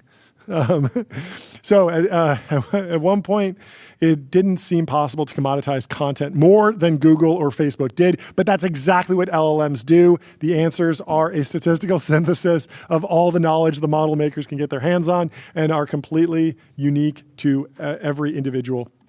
At the same time, every individual's user usage should, at least in theory, make the model better over time. It follows then that ChatGPT should obviously have an advertising model. This isn't just a function of needing to make money. Advertising would make ChatGPT a better product. It would have more users using it more, providing more feedback, capturing purchase signals, not from affiliate links, but from personalized ads, would create a richer understanding of individual users, enabling better responses. And as an added bonus, and one that is very pertinent to this article, it would dramatically deepen OpenAI's moat. Yeah, I keep going back to this idea that OpenAI needs personalized ads like Instagram. Like, that's what Sam said when he was interviewed multiple times on his ad strategy. He was like, like, ads can be bad, but these Instagram ads are pretty good, you know? He's and people are like, oh, he's backtracking. It's like, no, that's fine. Do the proper business model. Like, please implement the correct business model. I'm happy about that. But the interesting thing is that Instagram does not surface ads when you search for something. Like, if you're on a video for like a Ferrari, like, you don't just immediately get an ad as your next thing for like Ferrari of Hollywood, like, or Ferrari of Beverly Hills. Like, no, you get an ad for the toaster that you were about to check out on. I actually do. Like half the ads I get on Meta are local dealerships in LA. Yes, but importantly, not when you're tied like to the searching. search. It's not tied to search. And so ChatGPT can do the same thing, where they can clearly show you something that you are about to check out. You're shopping for Christmas for this thing. You're searching for the Roman Empire. Let's show you the ad for the thing that you're shopping for, like right next to it. It's fine. And so I think that can work very well. Anyway, let's go to Google's advantages. It's not out of the question that Google can win the fight for consumer attention. The company has a clear lead in image and video generation, which is one of the reasons why I wrote about the YouTube tip of the Google spear. I mean, Google's advantage in data is insane. Like, YouTube. So massive, and that's got to be just a compound. I mean, we're uploading another 3 hours of video to YouTube today. You're welcome. This one's for you, son. This one's for you, Dennis. But the flip side is, like, they also see the entire internet because of the way the Google bot scrapes. Like, the Google searching in Gemini is such a killer feature. Like, it's such a killer feature if they can keep that on and they can actually surface that. Like, and the AI search results are obviously going to get good. They're going to figure out how to surface it. I think. I'm still pretty optimistic. But let's see what Ben Thompson has to say. And let's also tell you about ADIO, the AI native CRM. ADIO builds, scales, and grows your company to the next level. So Google is obviously capable of monetizing users. Even if they hadn't turned on ads in Gemini yet, it's also pointing out, as Eric Seufert did in a recent Stratechery interview, two of the best collabing, we'd love to see it, that Google started monetizing search less than 2 years after its public launch. It is search revenue, far more than venture capital money, that has undergirded all of Google's innovation over the years, and it is what makes them such a behemoth today. In that light, OpenAI's refusal to launch and iterate on an ads product for ChatGPT, now 3 years old, is a dereliction of business duty. He's calling him out. Whoa. particularly as the company signs deals for over $1 trillion of compute. What are you doing? Sam, get the ads out. Put the ads in the chatbot. We love it. Just put the ads in the chat bot. And you got to Baja blast some ads into that app. You got to. I want ads in ChatGPT, please. On the flip side, it means Google has the resources to take on ChatGPT's consumer lead with a World War I style war of attrition. Rheinmetall. Call back. OpenAI's lead should be unassailable, but the company's insistence on monetizing solely via subscriptions with a degraded user experience for most users and price elasticity challenges in terms of revenue maximization is very much opening the door to a company that actually cares about making money. To put it another way, the long-term threat to Nvidia from TPUs is margin dilution. The challenge of physical products is that you do actually have to charge people who buy them, which invites potentially unfavorable. I always who both Gemini and ChatGPT will have ads eventually. Yes. Right. Yes. You can bet on that. Yes. Who will ramp ad revenue faster? It's hard not to bet on Gemini, even with a smaller user base, because they have the ad network. They have all the customer relationships already. They can just say like, hey, here's a pop-up. Do you want here's $10,000 of free ad credits. Yeah. Try it out, right? Yeah. It's like native. It will already be in AdWords. The example that I use is like how, Zuck was able to take Instagram, which had a lot of users, plug it into the Meta ads platform and just scale revenue like crazy, and then do it again with Reels. And so, very, very clear that they both will have ads. And again, if Gemini can really ramp that quickly, they could. Again, like I do feel like we're moving towards a world where every consumer will be able to get the best LLM for free, right? I don't necessarily believe that every American will be paying for an LLM in 5 years. And so if Google can get there first and then keep Gemini on the frontier and deliver the best free, fastest text and image model, that's going to be very, very difficult to compete with. And so again, like getting to ads faster, it feels like it makes more sense. I like that point. I have a rebuttal. First, I'm going to tell you about Figma. Think bigger, build faster. Figma helps design and development teams build great products together. So getting to ads first is an advantage. That's your take. I like it, but there is a little bit of a risk with launching ads first, because you could forever be branded with you're the ads one. And we saw this when Arvin from Perplexity came on the show, and he mentioned this idea of ads in LLM queries, and we all agreed on the discussion. We all agreed that ads were going to come to AI tools because that is the way to get the most people using them and make intelligence free. And you got in a debate with Mark Cuban over this, for example, and it seemed very logical, but there is the fact that the first major chat app to put ads in their app is going to be a massive news cycle. It's just going to be like national news. Sam Adman. Exactly. It'll be OpenAI has ads now, or it'll be Gemini has ads now. And so you don't necessarily, it's much easier to be the second mover there because it's going to be less of a news cycle. And so you kind of do want to, there is a little bit of an advantage to being the second mover there, right? Because you're going to get sort of branded as like, oh, that's the ad supported one. And the other one can add ads and people will be like, oh yeah, like I guess, but that's like standard, There's going to be like a backlash and people will be like, oh no, I don't like this company, blah, blah, blah, blah, blah. Like, the harder thing is just how do you do it, right? I do feel like it's different. You're going to an LLM. People are going to an LLM for advice and recommendations. That's different than going to Google and searching and seeing ads at the top. There's plenty of surface area. I'm not saying there's no surface area, but I'm just saying like the right way to do ads in LLM is not clear yet. Yeah. I mean, they will need to do some experimentation, but I mean, just starting with, like Google already has retargeting information. I actually went to Gemini with a question, and it clearly knew everything about me. And it said, "You're the host of TVPN, and you founded these companies." And it already knew that probably just because I authenticated with something else. I don't know.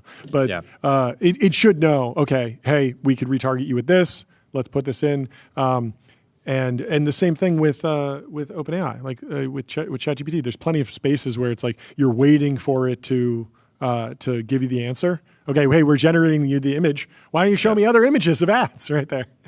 There's tons of surface area. I agree that there will be a whole bunch of iterations on like what the ideal ad looks like.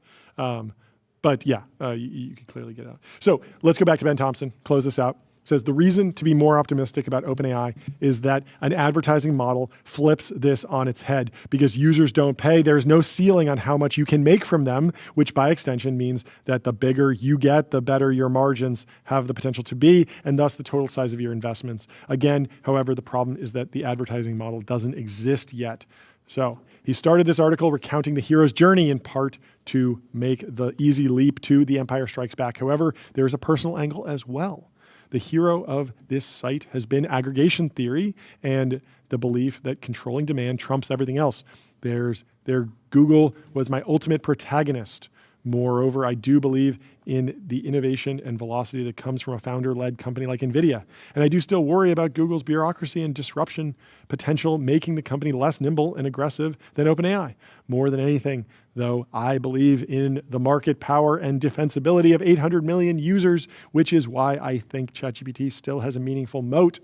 At the same time, I understand why the market is freaking out about Google. Their structural advantages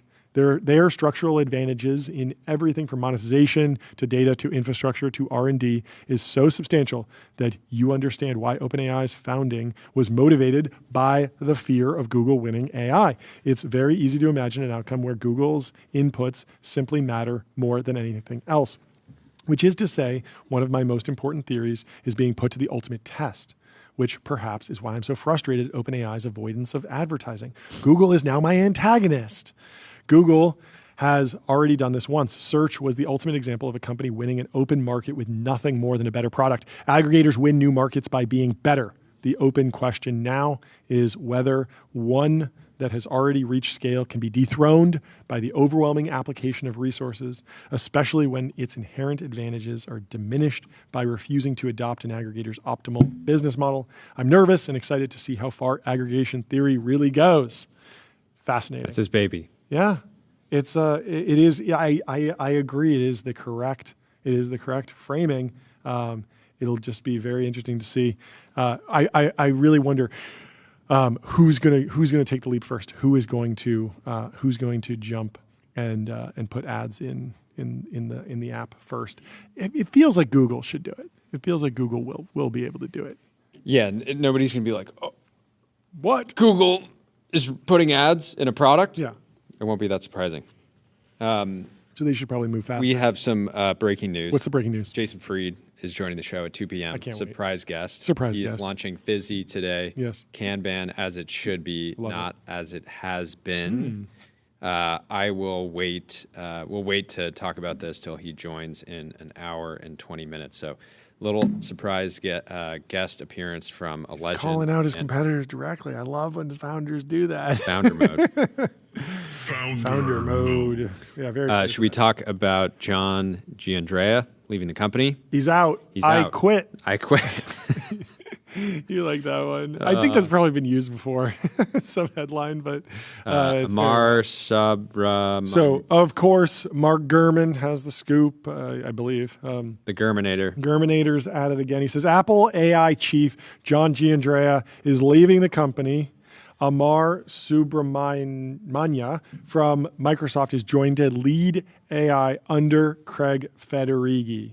And so we should dig in a little bit to this history. So Swix has a little bit of a deep dive here. He says, Aman brings a wealth of experience to Apple. He's quoting here, having most recently served as CVP of AI at Microsoft and previously spent 16 years at Google, where he was head of engineering for Google Gemini.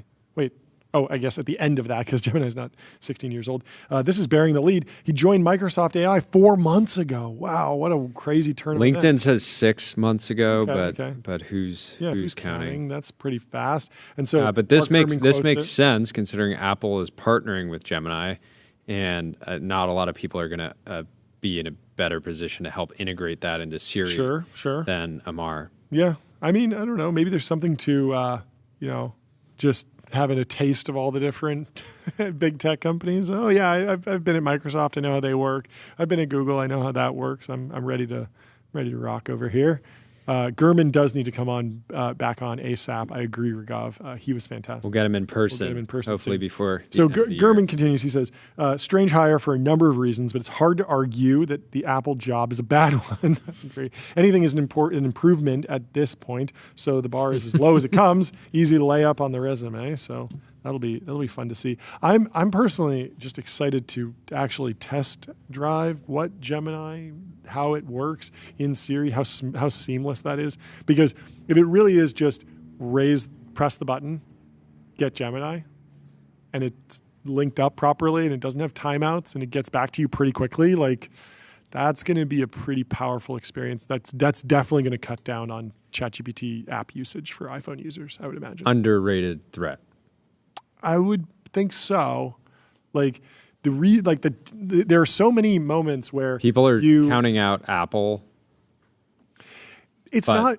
Yeah, I don't even know that Apple will benefit massively from this. It's not like they're going to sell twice as many iPhones. They're already so big. It's not like they're going to charge for it. I don't think it's necessarily especially bullish for Apple. It's an underrated threat for OpenAI. I would think there's a lot of queries that all hit ChatGPT on mobile that are not even super economic, but it's just a lot of my usage around hey, just trying to learn about something or research a product, et cetera. Yeah. And if that's just one tap and you're in there. Yeah.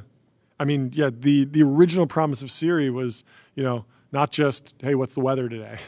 But really asking anything. And Gemini clearly solves that for 99% of knowledge retrieval queries. I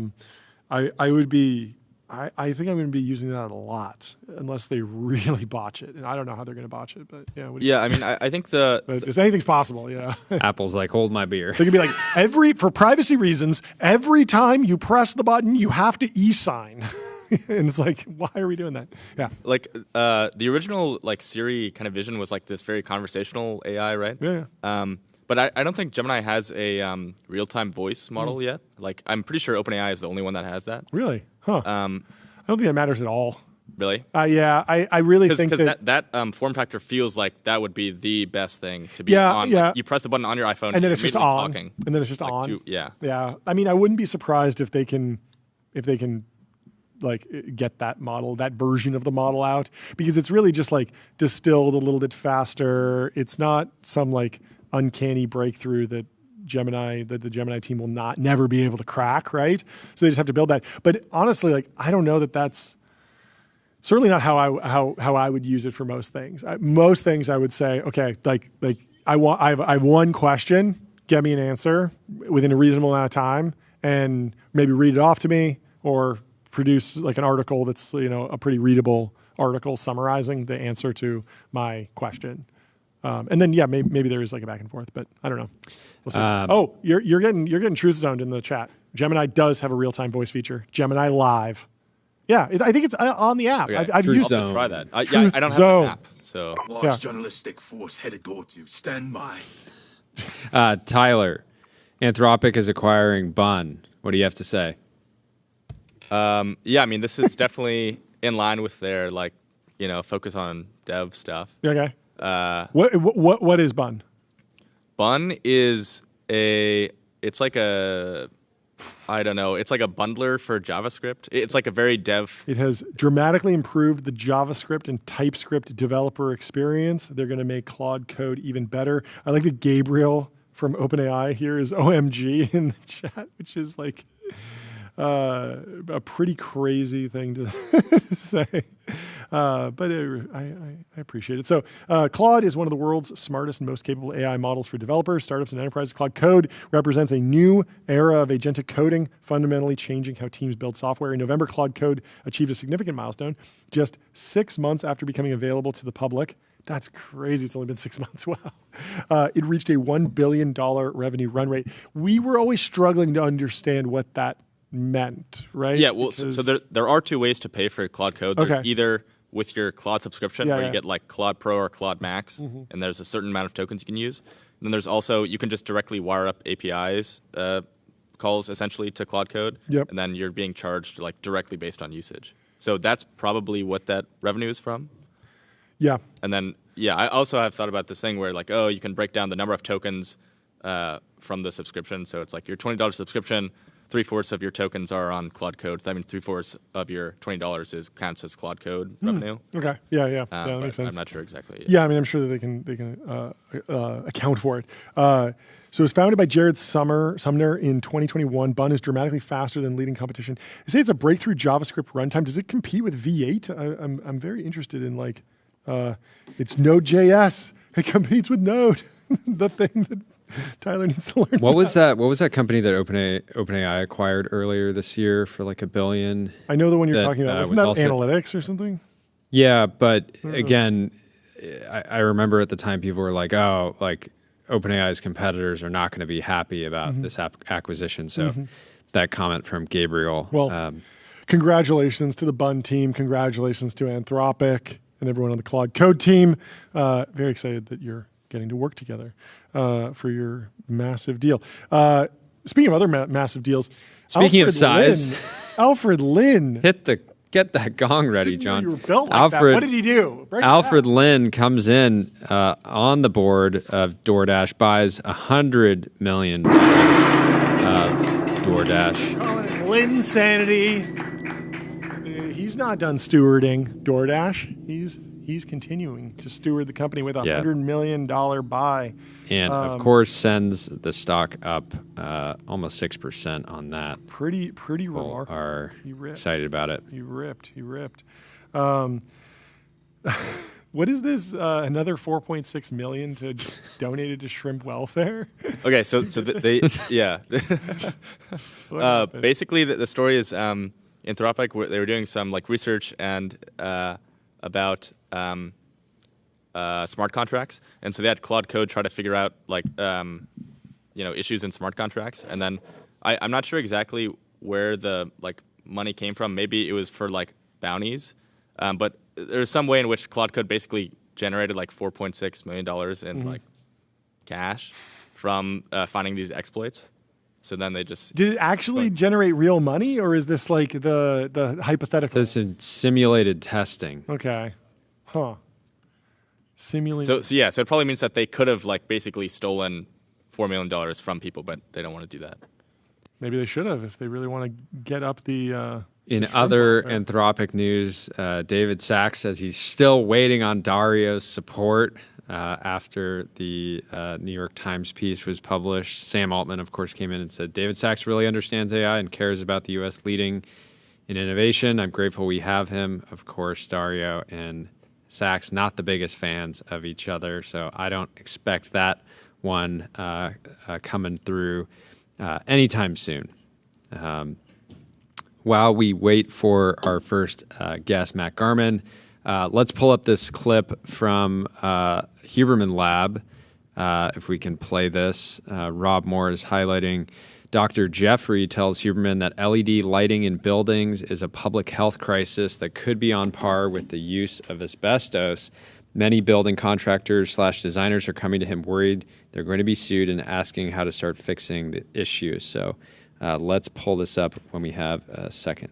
For lighting, because I am very concerned about the amount of short wavelength light that people are exposed to nowadays, especially kids. The group of us that are shuffling around, some of them are saying this is an issue on the same level as asbestos. This is a public health issue and it's big. LEDs came in, and people won the Nobel Prize for this, very rightly at the time, because they save a lot of energy. The LED has got a big blue spike in it, although we tend not to see that. And that is even true of warm LEDs, and there is no red. The light found in LEDs, when we use them, certainly when we use them on the retina looking at mice, we can watch the mitochondria gently go downhill. They're far less responsive.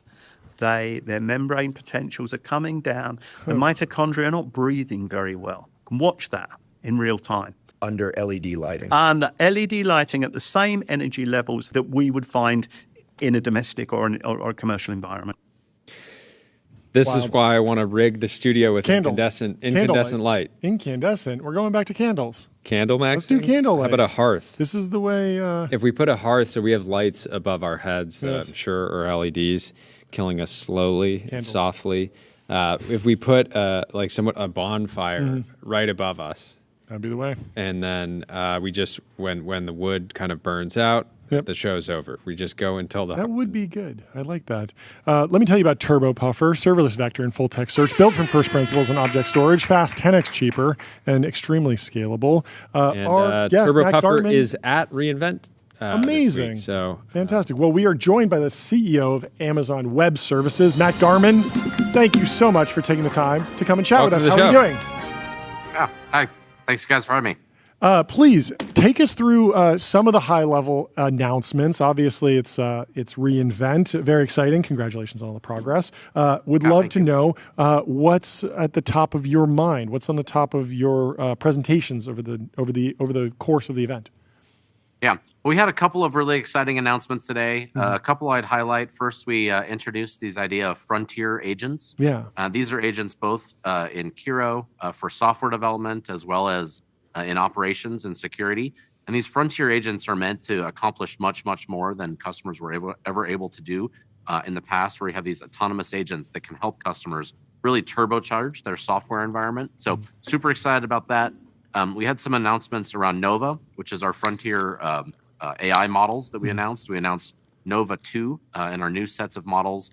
And one of the things I'm in particular really excited about is Nova Forge, which allows customers to actually bring their own data to pre-training checkpoints, mix in their data with Amazon data, finish training the model, and at the end of it, have a custom model that deeply understands their own enterprise data and is just for them. Yeah. So that's another thing that I'm excited about.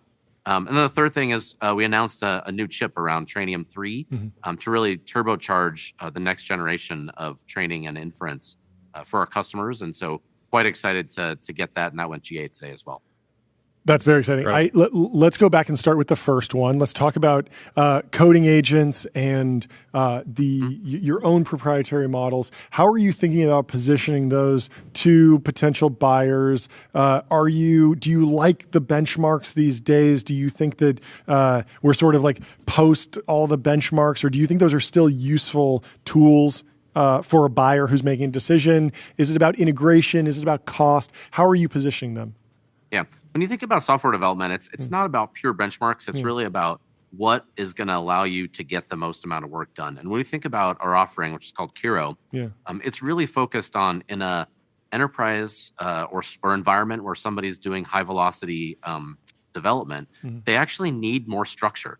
People love vibe coding and it's exciting, but you can actually get down a path where you get stuck. Yeah. And you'll often find actually that you spend just as much time trying to get back to where you were before as if you had just coded it from the beginning. We have this idea of specs that gives you structure to what you're trying to build. And so you can have agents go and start to build around those specs together with you and your team. And it gives you the structure that allows you to go really fast, can undo if you need to, can make sure that you're hitting your design requirements. And it really allows you and the agents to operate in conjunction with each other and move really, really fast. And we're starting to build these much more capable agents that can go and actually do long-running tasks for you on your behalf. But all of it is kind of ties into this structure. And we view that as a way to deliver kind of real development that's going to be meaningful on a large code base with large teams in enterprises where they have existing things, not just kind of single individual people sitting there kind of doing vibe coding, which, you can do vibe coding on Kiro as well, by the way. We think that that's just not sufficient for what real that makes sense. development's going to need. Yeah, and talk to me about what it actually looks like to set an agent off and say, hey, I got a task for you, come back to me in a few days, which it sounds like that's where we're going. We've been tracking the meter benchmark, and it seems like we've been seeing doublings there. But again, a lot of those have been, the benchmark has been, how long would it take a human to do this task? The actual agent might have done it faster. And so it's not necessarily that you're actually letting something cook over the weekend. What's the experience been like, and what have people been reporting about these long-running agents? Yeah, I think the first and actually most important thing is thinking about how you actually kind of have a mind change on how you think about software development, where you think about not about do this task, get it back, look at it, do this task. But how are you thinking about directing a lot of agents to go out there and do lots of different things and let those run for long periods of time where they can kind of have amorphous tasks? Like instead of go write me this function, like try to go solve this problem for me. And then it'll come back and then, but if you send out 2 or 3 or 10 or 20 or 50 of those things, then your job as a software developer and as a product leader is actually much more around coordinating those when they come back, troubleshooting, make sure that directing them, course correcting, et cetera.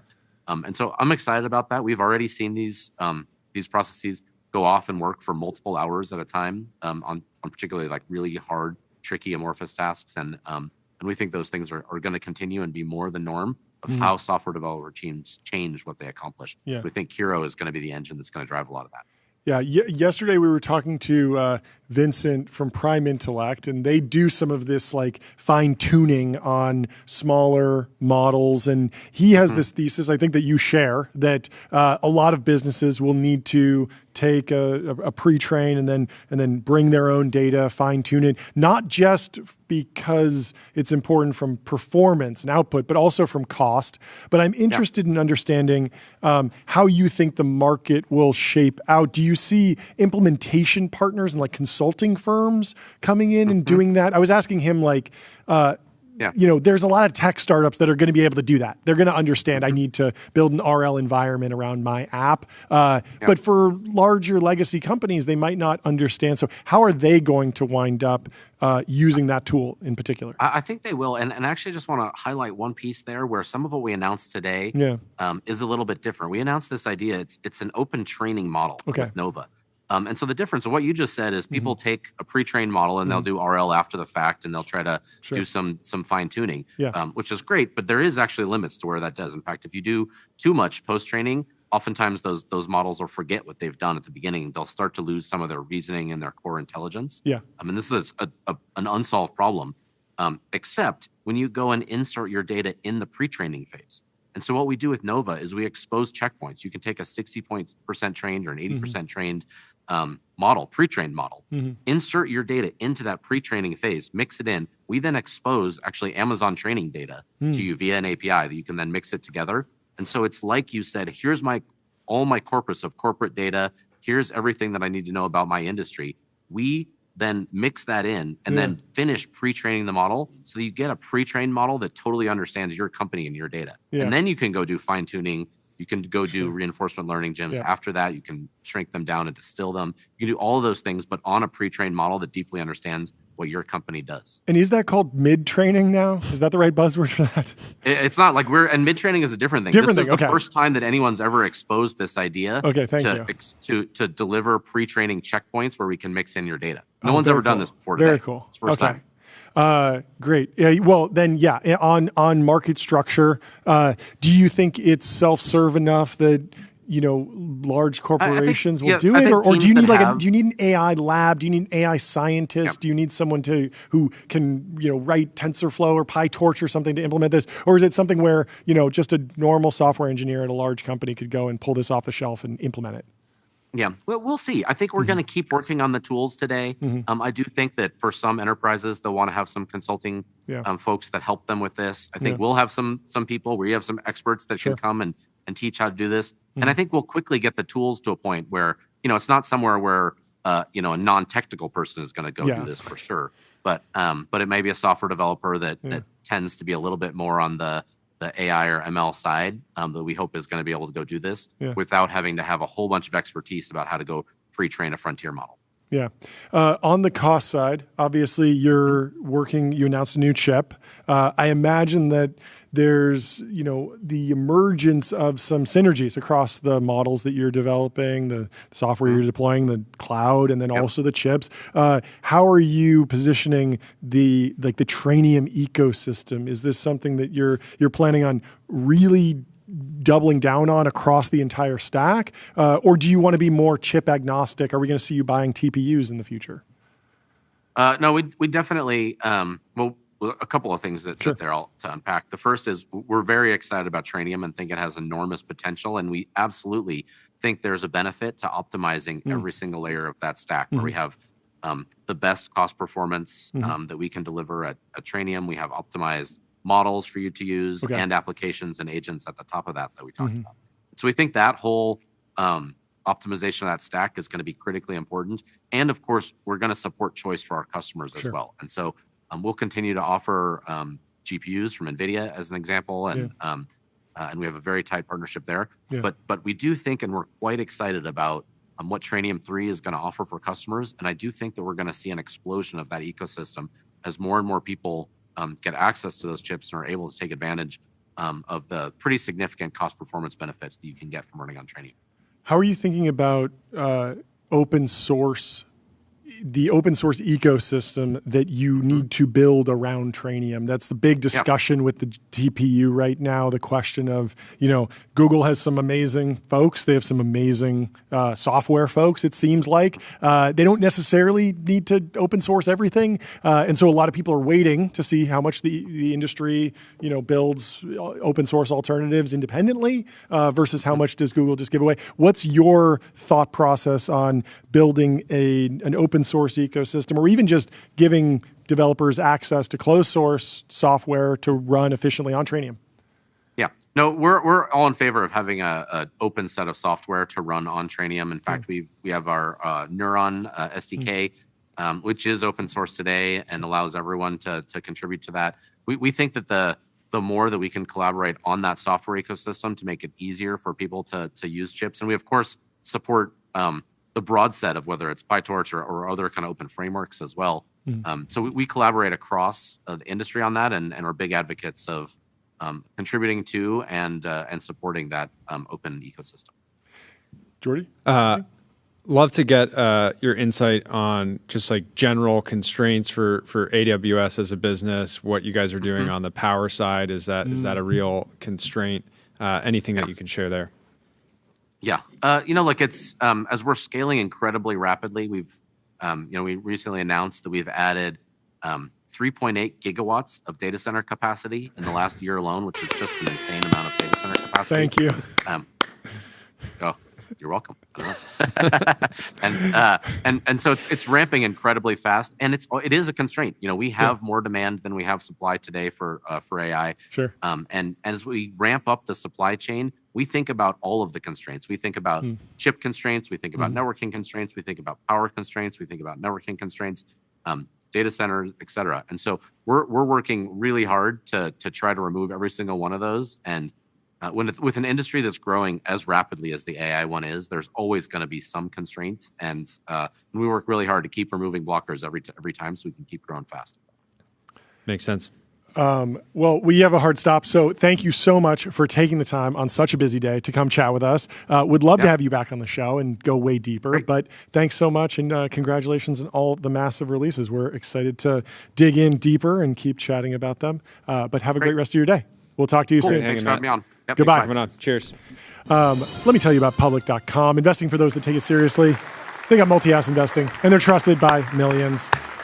We have Tae Kim, author of The Nvidia Way, and a Barron's senior writer, joining the show. Tae Kim, the author of The Nvidia Way. Tae Kim on the beat. For joining the show. And I'm sorry it took us so long. We've exchanged posts on X many times, and we wanted to have you on the show earlier, but I'm so glad we got to ask right when away. It did, because it's the perfect time to talk to you. Do you have roommates? Not. No roommates. No roommates. Guys, long-time listener, first-time caller. I'm so excited to be on this. I'm so excited to have you here. Reminder, everyone, go buy the book. Seriously, Christmas is coming. I can't imagine a better gift for everyone. A 10-year-old? For a 4-year-old. For even, I know what my son's getting. He's getting The Nvidia Way. Jensen Huang. Teach him multiple young. Copies. Multiple copies. No, too. Seriously. Get 10 copies. Give them out to everyone. A lot of teenagers have read it. Like, yes. It's amazing. And they reach out, and it's an inspirational, entrepreneurial book that a lot of parents are giving to their kids. So definitely. I love your headset, by the way. The headset's because elite. we're actually developing our own TBPN Locked in. over-ear headset, because this is just like this is the ideal setup. I was telling my friend, I don't care if I look like a dork. You My don't look like a hearing dork. is going. You look So awesome. I get locked in when I have the headset. I can hear everything. No, and it's wired. The worst is AirPods. Yeah. AirPods have a tiny lag. Yeah, if you're yeah, doing yeah. Zoom Yeah. calls, it ruins it. But Hey, we yeah. feel like you're Like right here at the table with It's us. not code red over there. He's Baja blasting. Yeah. You know he's Baja blasting. Anyway, let's we have some time. Let's run through. I want to know a little bit more about your perception of Jensen, your perception of Nvidia, and just set the table for us. We know what is his management style? How does he has all the direct reports. He reads everyone's like to-do lists every day. They have tons of employees. They never fire people. Like, what makes Nvidia's culture unique? Set the table for us so then we can go into the opportunities and challenges with that framework in mind. So the first thing I found out about their culture is it's very blunt. Like, I think in most companies, and you guys have done startups, but I don't know if you work for large corporations, bureaucracy builds up, process, it gets ossified. NVIDIA is the complete opposite. Like, if things are not going well, he'll chew you out in front of the whole company. Okay. And that kind of blunt mentality, I think, sparks better performance because you don't want to be embarrassed in front of Jensen, in front of the whole company. But also, it just sparks an agility. Like, when I talk to people at Intel or Google, like, the biggest problem they have is meeting paralysis, and you need to get sign-offs from like 5 different executives. At NVIDIA, like, you have a meeting, Jensen makes the call, he seeks out the right information, and you move. So there's this agility at NVIDIA. The other thing is just a meritocracy. Even from the beginning, like 30 years ago, Jensen's always asking, who's the smartest person that you work with? Who should I try to recruit? And from the beginning, like Dwight Dirks, who's one of the top people right now, he recruited him because he talked to this other guy and he said, oh, Dwight's really smart. Like, I really enjoyed working with him. And he just, almost ruthless in a sense, he just goes after him and recruits them, brings people aboard. So this meritocracy, agility, speed, and just getting rid of the internal politics, I think really separates NVIDIA. How has most of the team becoming millionaires affected the culture, if at all? I think they had that thing in the first 10, 15 years, like people started getting sports cars and putting them in the parking lot. But a lot of people... Cars, let's go. That's the best news I've ever heard. That's fantastic. But sounds like it's had an incredible impact on the culture. Job's finished. Okay, you can end. You don't need to respond. You don't need to say anything more. I think winning culture breeds winning, and people want to stay with winners. Right? Well, you want to win on the track then. A lot of the people I meet in terms of colleagues, they work for a chip company for 5 years and the chip doesn't work out. And you just wasted 5-7 years of your life. So you want to stay with a winning company, and NVIDIA's been winning for 30 years. So it's kind of like winning begets winning. You get the talent, and then the talent stays. Like, there's so many top executives at NVIDIA that have stayed there for 25, 30 years.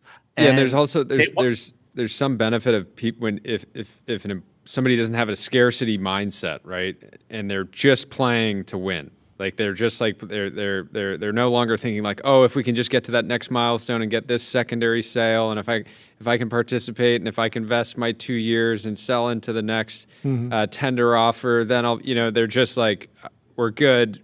All that matters is just being as elite as we possibly can be, and just and doing it for the love of the game, basically. And a lot of these people that they made it. They could retire. They could have retired 10, 20 years ago, but they stay and still work 80 hours, 100 hours a week because that's what's expected. Like, even the marketing people at NVIDIA are working 80, 85 hours a week. Wow. And that kind of mentality, I think, is different at the companies. Okay, let's shift into the competitive dynamic. I mean, NVIDIA's been, I was revisiting the performance of the Mag 7 since the dawn of ChatGPT. It's been 3 years exactly. NVIDIA, by far the winner, up 10x on market cap. The next closest company, I think, maybe 4x by comparison. And so the clear AI winner in the public markets, the most obvious AI trade that just completely ripped. Now, there's this whole narrative of like, how strong is their moat?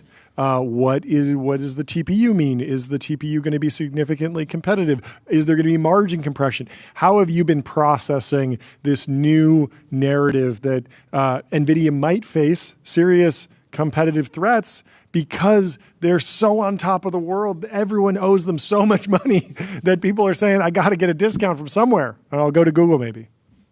I want to talk about this 10x move. Like, Please. It hasn't been like straight up to the right. There's always been every 3-6 months. There's always a reason to sell Nvidia. Sure. Like the H100 problem, the transition to Blackwell, China, ASIC, Broadcom competition. So this stuff has been happening. This entire 10x move up, and the media loves to latch on to the latest thing to worry about, right? Yeah. We had DeepSeek earlier this year. The entire media establishment was, it's over for the AI trade. AI models have become so efficient when it was actually the opposite because the reasoning models, and there was an exponential demand for compute. Totally. So I find it amusing, like the whole world kind of discovered that Google had a really good chip in the TPU 2 Which weeks they've ago. been working on for a decade too. Yeah, they've had it for 10 years, right? They've offered it to clients in 2018. This is nothing new. Yes. The Ironwood specs, which I always take with a grain of salt with specs. Even in NVIDIA, they talk about 25x improvement with Blackwell when it's more like I'm really just focused on the name. Ironwood goes pretty hard. It's pretty good. They got some good names over there in Google. Ironwood came out, all the specs came out in April. Yeah. Like this is not, all this stuff isn't new. Yeah. And another thing I want to say is TPUs, their chips, Morgan Stanley estimates there was a huge decline in TPU shipments in 2025. And Google, at Google Cloud, NVIDIA GPUs took more share than TPUs this year. It's like, no one talks about this, right? And now everyone's going, Ironwood is going to take over the world and NVIDIA's in trouble. Is that just because we're I think it was a Gemini 3. Gen It was a Gemini 3 thing. People are like, Gemini 3 is the best model in the world. Yeah. By it was the best model in the benchmarks. world for a whopping 6 days, and ChatGPT is still #1 on the App Store. Let's talk about I mean, 6 days it was unseated by Claude, which was also Anthropic, which is also TPU potentially in the future. Yes, right. And ChatGPT, Microsoft, the head of Microsoft AI Cloud, Scott Guthrie, that OpenAI is training their next models on the GB300 and DL72. That just went live in October. Actually, earlier today, the NVIDIA CFO said it's going to take 6 months. So I was a little disappointed in that. Wait, 6 months for the training run? Yeah. Well, she said the first models on Blackwell, like on these super clusters, are going to take 6 months. So it's going to take the time. Singularity. But it's going to be another 6 months. OpenAI is going to get there. The Claude and Gemini benchmark gains with pre-training. Yep. That's the most bullish thing for the whole AI industry, right? Of course. AI adoption is, the scaling laws are intact. Everything's going to work out, and OpenAI is going to get there when they build their next training run on the next model. So going back to TPUs, thank goodness, a shout out to SemiAnalysis. They do the best channel work in the industry. Everyone freaked out on Friday, right? They read that SemiAnalysis. Total cost of ownership. TPU V7. They're going to destroy it. But like people that actually know the industry, it was flaming bullish for NVIDIA. Yes. Like it was like so obvious in my face because Dylan and the SemiAnalysis, they said, wait a minute, the next TPU V8 is not going to be that great. They lost a ton of people, and the step function up in performance is not going to be that great. So you know what's going to be great? NVIDIA's Vera Rubin, which comes out at the end of next year. So no company is People are saying it's the Rick Rubin of chips. Are they related? Yes. So anyway, so Vera Rubin is going to be dramatically better at the end of next year. And even if the Ironwood, which just became generally available and they're ramping right now, it's no one's going to switch over for one. It's a huge endeavor to put workloads from CUDA NVIDIA GPUs and put them on. There's always problems when you put them on a new chip. Yes. And let's talk about TPU customers, right? Everyone freaked out that Meta might spend a few $1 billion in 2027. That sounds like a lot, right? That's less than 1% of NVIDIA's expected revenue. Sure. It's nothing. Yeah. And Ben Thompson was very smart and astute. He's like, who's going to buy the TPU? Who are the biggest buyers of AI chips? Yep. They're the hyperscalers, right? Yep. So maybe Meta will put a portion of their workloads, 1% of NVIDIA's revenue. Is Amazon going to buy TPUs? Well, John just asked the CEO of AWS if he was going to buy TPUs. He dodged that He question. didn't say yes. I mean, there's no way in hell they're going to buy TPUs. They have their own Trainium. They're not going to support their number one, like one of the number one arch rival. Yeah, they're not doing that. So is Microsoft going to buy TPUs? You should have been like, yes, I'm going to buy one so I can like study it. Microsoft's not going to buy TPUs. They're the number 2 player in cloud computing. Yes. And they're not. Are the neoclouds going to buy TPUs? Now you're going to say, yes, Google has some neoclouds. Yes. You know what happened with those neoclouds? They're financially backstopping those neoclouds. So Google is financially giving money and backstopping the debt for those neoclouds. So there's a handful of small neoclouds, but is CoreWeave going to buy TPUs? Probably not, right? Who are the other customers of AI chips? Enterprises, companies, sovereign AI. Yeah, anybody that wants to run like a fine-tuned model, some small model, something like that. Yeah, 90 to 95% of those would not buy. So, like, if you just go down on a first principles basis and look at the customers of AI chips, like, they're going to stick with Nvidia. The millions of developers know CUDA, so you don't have to. You really need, like Dylan talked about this, is you really need like top-notch, like software sophisticated engineers that can like work with TPUs and learn jacks and all that stuff. So most people don't have those crackerjack engineers, right? So they're going to stick with NVIDIA because everyone's used to NVIDIA. NVIDIA is backwards compatible and forwards compatible. So like 20, 30 years of this stuff. And if you buy it, NVIDIA, Colette at the CFO talked about this morning. It's you can use it for training and you can use it for inference. It's all on the same architecture and it's going to work. Like I talked to an AI startup CEO a few months ago. He tried AWS Trainium. Oh, it looks a lot cheaper. Total cost of ownership. But then it crashed. There were bugs. The reliability. They couldn't figure out what happened. And they just threw up their hands. I give up. Like no one is going to like. If you have reliability problems, bugs, crashes, the best thing about NVIDIA is all that stuff has been ironed out over the last 10, 15 years. If you have a problem, you can figure it out. Because it's like giving an F1 driver like a car that is unreliable and saying like, hey, go race, have fun out there, and then it's like, and the specs DNF look awesome, immediately. Right? Specs look awesome. It seems great, but then when you actually build your business on it, you put the future of your business onto something. The number one thing, it's not price. It's like it better better work. It better work.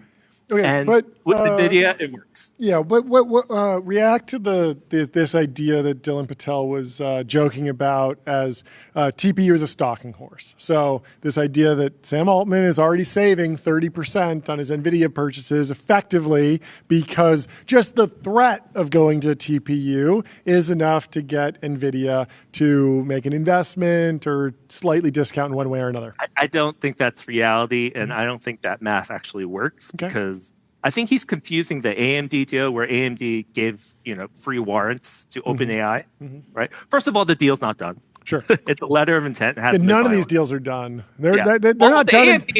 AMD's done. They signed an agreement where they're giving away a percentage of their company through these free warrants. The NVIDIA deal hasn't been signed yet, and they actually language in the 10Q that it might not happen. Sure. Doesn't OpenAI have to buy AMD chips in order to get the warrants? Yes.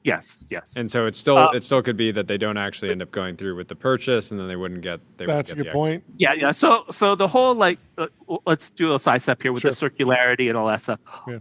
All this stuff, it's like 1 gigawatt at a time. There's milestones on OpenAI. There's milestones on AMD. Technical milestones. They have to achieve certain targets. So all this talk about everyone loves the big number that adds up 5 years of capex. Love the big number. A lot. Like that, it could get the leverage could be up or down depending on how things happen each year of the way. So it might not be that big number if OpenAI doesn't come out with an amazing model or AMD isn't able to hit the milestones they set for their next 450 MI chip, right? So, don't worry about 5 years. Like take it 1 year at a time. Right now, demand is off the charts. Now, going back to the NVIDIA 30% discount, that's not how equity investments work. If NVIDIA does invest $10 billion up to $100 billion, say that NVIDIA gets ownership of the company. It's not like a freebie, right? You're giving away ownership of your company. So it's not really a discount. You're getting ownership of the company. So I don't really believe in this 30% discount thing because NVIDIA, Jensen will say they're investing to accelerate OpenAI. And they're looking forward to OpenAI going. Yeah, I mean it's definitely creative. It's definitely a new structure. I'm just trying to. I would steel man in that, like, if I'm an entrepreneur and somebody comes to me and they're like, I'm going to invest $100 million in your company over a series of milestones, and you're also going to buy something from me. I'm like, yeah, I'm taking some dilution, but realistically, like, this is a way less of a headache. Like, where else was I going to get $100 billion from in OpenAI's case? Like, it's a great source of funding that, yes, it will be diluted, but the whole structure is all diluted all the time because of all the different ownerships. Except for this kind of sentiment thing that we had the last few weeks. So OpenAI hasn't had any problem in raising money from venture capital. Yeah, it's true. It's not like NVIDIA is the only source of funding for OpenAI. Like, everyone wants in. The revenue run rate, it's like $5 billion to $20 billion at the end of this year. So what was your take on the Code Red? What do you think about the Code Red? So I saw that you showed the Ashley Vance interview. Mark Chen. I thought it was really interesting. Mark Chen was talking about how they kind of focused a little too much on reasoning and their pre-training muscle wasn't there. Reasoning, we could talk about this later. Reasoning is like the biggest kind of accelerant of AI demand in the past year. So I think it's actually really good. And supposedly Ilya was doing the research for reasoning. Reasoning is awesome, right? But they kind of focused on reasoning the past year with O1 and O3. And now they're like, okay, we have to go back to pre-training. So OpenAI knows that pre-training still works because Gemini 3 had great pre-training results and Cloud Opus 4.5 did. So now they're going to do the pre-training. So they had their focus on one thing, and now they're going to do the other thing and make their model much better. I do agree that OpenAI has been a little too maybe diluted. Like, they're doing apps. They're doing hardware. They want to compete in AI infrastructure against Microsoft and Oracle. They want to compete in AI chips against Nvidia. I thought it was really interesting. Like, Satya repeatedly said he wouldn't name who he's talking to, but it's like, I think it's important that we realize this is not a zero-sum game, and this could be a win-win partnership. That was during the Anthropic Nvidia deal with Microsoft, right? He said that a couple times, and I think the person that he's talking to is Sam Altman, right? Like, let's NVIDIA and Microsoft made OpenAI as successful. They were the partners. Like, why are you competing with the partners that brought you to the dance, right? Let's go back, focus on making the best AI model in the world, and don't compete with NVIDIA and Microsoft. Maybe 5 years from now, but like, it seems a little aggressive to compete with them right now. Let's talk about China. There's been a ton of debate over NVIDIA selling chips to China, legacy chips, older chips. We've gone back and forth on it so many times. What's your current thinking about the best policy for NVIDIA exporting chips to China generally? I think the best thing is to keep it 1 or 2 generations behind the current state of the art. Like, this is a really nuanced policy that people, everyone's either hawkish or dovish. Whatever. The best policy is to keep, I don't want to use the word that Howard Lutnick used that got China very upset and forced China to tell its companies not to buy H20 chips. But the best policy is to get China still on the NVIDIA stack. So NVIDIA gets $50 billion of revenue per year that can help R&D and fund R&D and make the chips even better. NVIDIA and the US already won, right? They have 95% market share. Like, why are we going to give $50 billion of oxygen to Huawei and all these other Chinese AI chips companies that now Chinese companies that need to buy AI chips are going to buy Chinese AI chips? Like, why not keep China on the NVIDIA tech stack, 1 or 2 generations behind? Don't give them the best stuff, but maybe 1 generation behind. I think that would be the best compromise.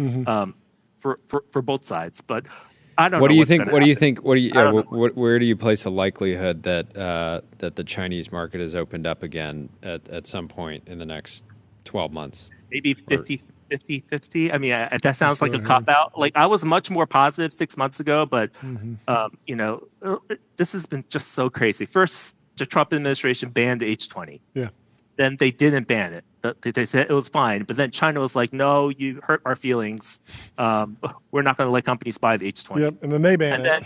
Yeah, and then maybe Trump is going to let Nvidia sell the H200 or a Chinese-specific version of Blackwell that's kind of like hobbled a little bit. Who knows? Like Nvidia needs to convince the Trump administration and then China to buy the chips. The worst part of it is China was willing to buy the H20, and it's just all the kind of geopolitics and hurt feelings. That ship has sailed. So I don't know what's going to happen. But I do think the ideal situation is Nvidia could sell one generation behind, make $50 billion a year, and keep the competition from Chinese AI startups out of the way. Yeah. And even understanding that at some point in the future, China's buying effectively zero chips from Nvidia, but it would be 5-10 years in the future. It's like you have to assume that like right now it's go for it. The amazing thing is, it's 0%, right? And Nvidia's revenue accelerated for the first time in 2 years. Nvidia's revenue accelerated in this latest quarter, and this is like not talked about enough.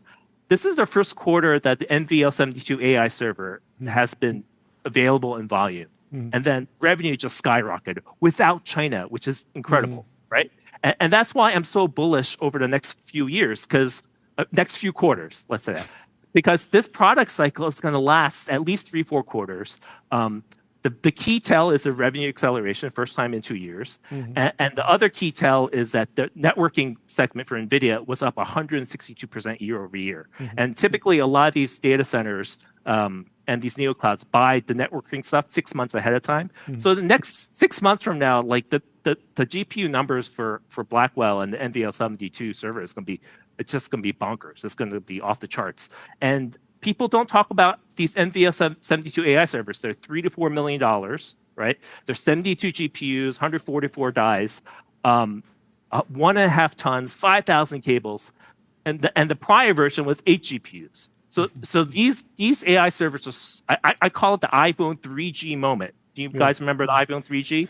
Like, this is big for the Christmas shoppers out there. If you want a gift that's a step up from the Nvidia Way, I recommend. Or you want to bundle something. Picking up an NVL72. Yeah, it's only $4 million.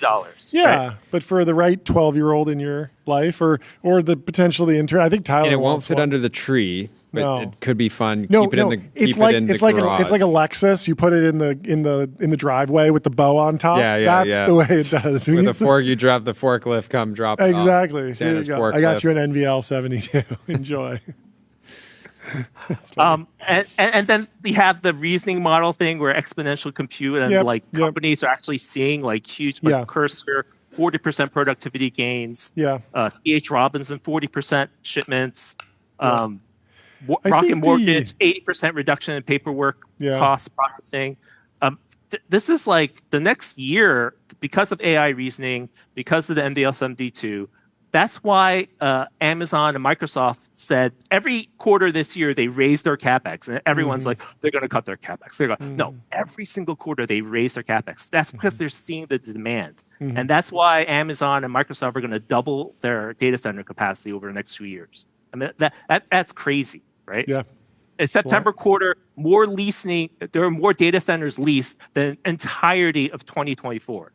This is like exponential step function up, and people aren't talking about it. They want to talk about TPUs like destroying NVIDIA. What like, about what about some of the kind of demand guarantees that have been happening? Is that a concern at all? Do you think about it much? Is it not really? I mean, demand guarantees, like you're talking about NVIDIA and CoreWeave. It's like when that happens, analysts every quarter are on the conference call like, did you use that demand guarantee? Like, it's not happening yet. Like, CoreWeave's 5-year-old GPUs that everyone says are useless are 100% utilized, right?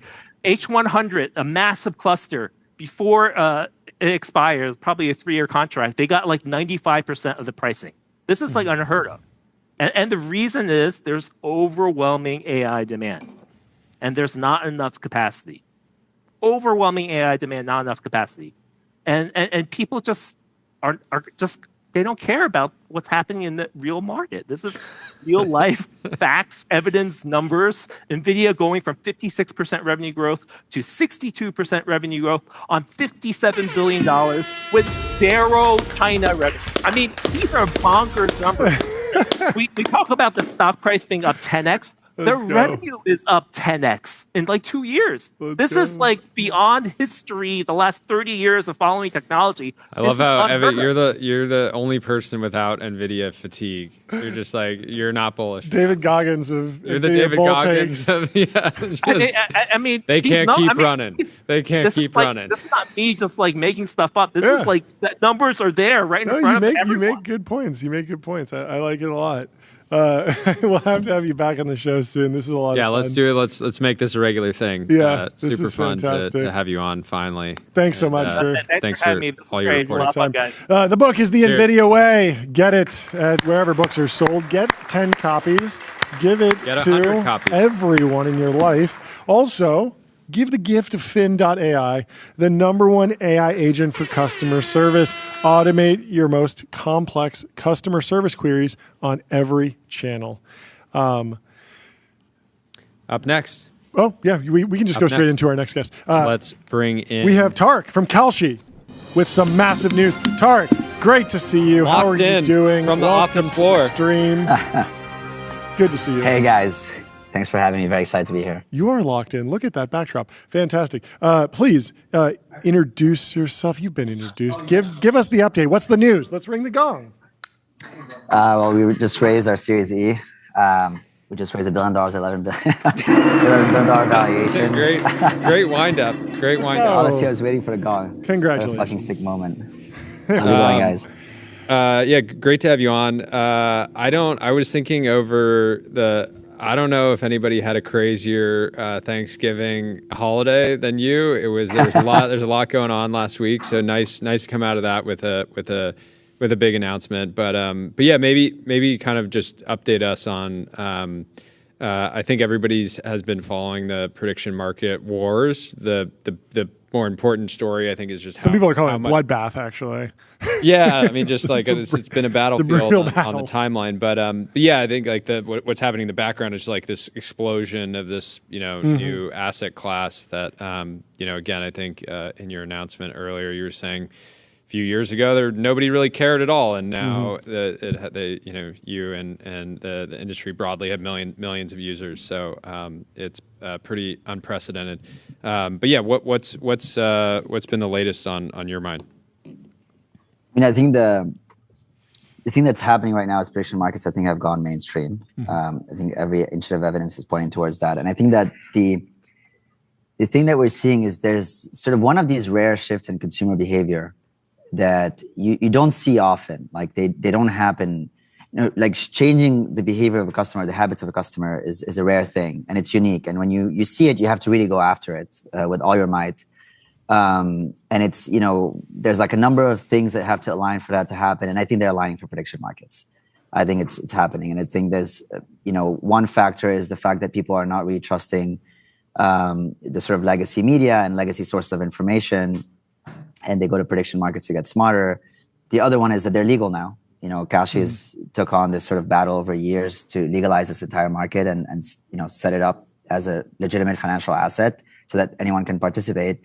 And three, I mean, I think we're all we caught wildfire this year. I mean, I think we're seeing people. There's a little bit of this phenomenon where you cannot watch a sports game without looking at the Kalshi odds live and the Kalshi charts. You cannot debate about a topic about the future without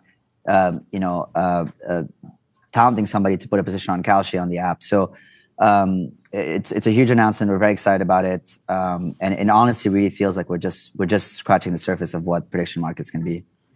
One thing I've noticed when I'm watching a sports game is there's sometimes an integration with Kalshi, sometimes with a competitor. What's Sometimes actually going with, on? Legacy sportsbook. Yeah, what is actually going on? I feel like a lot of people who are just passively observing the timeline are seeing a lot of like announcements and partnerships with the partnership economy.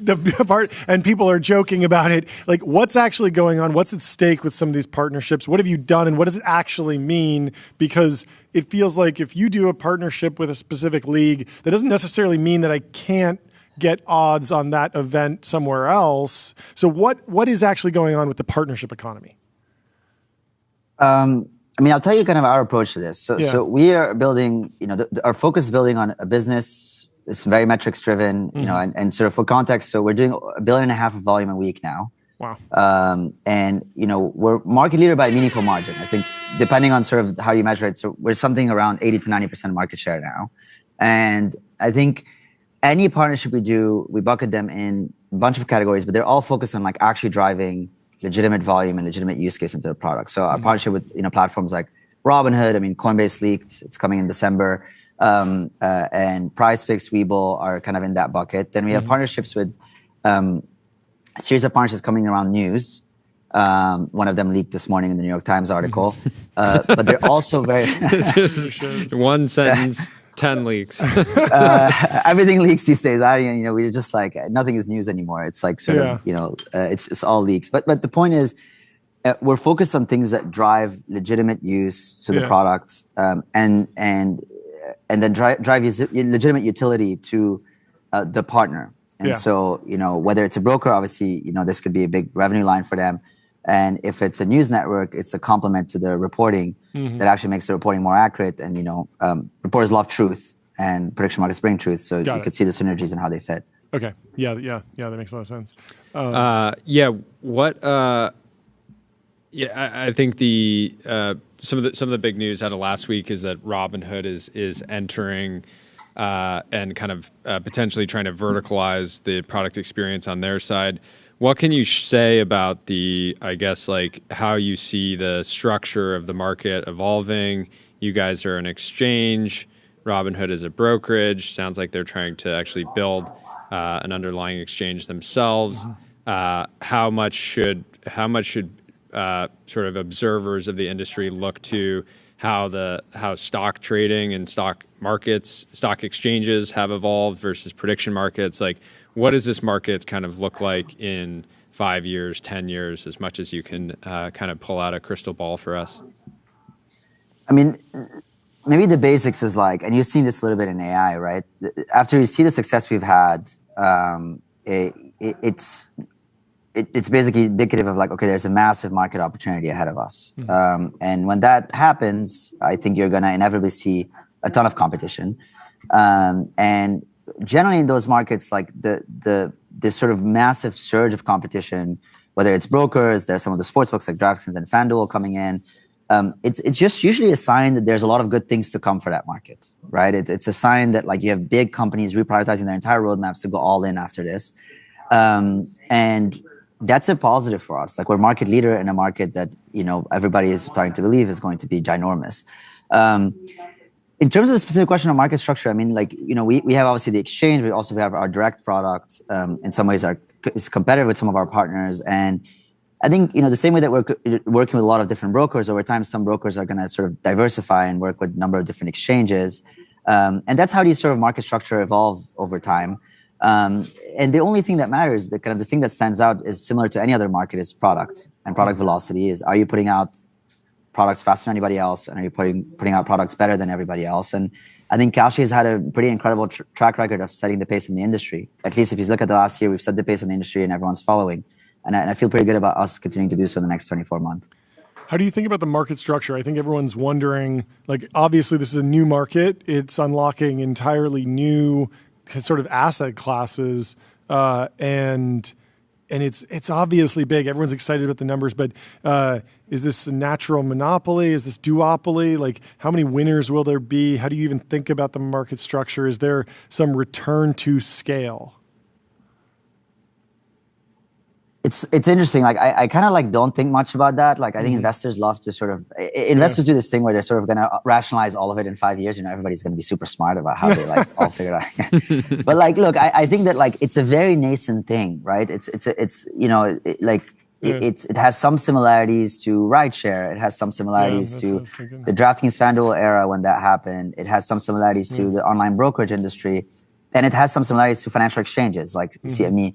So where does it fall? It probably somewhere in between all of these sort of buckets, and probably not exactly the same as any of these other buckets. And I think that you'll see more of. I think with enough scale in financial services, but also true for any industry, everyone gets into everyone's territory. And so well, the only thing that matters again is sort of what companies are going to rise above the others in terms of product velocity and product quality. That's just what we're narrowly focused on. There's a question from the chat. Can you explain how external market making works on Kalshi?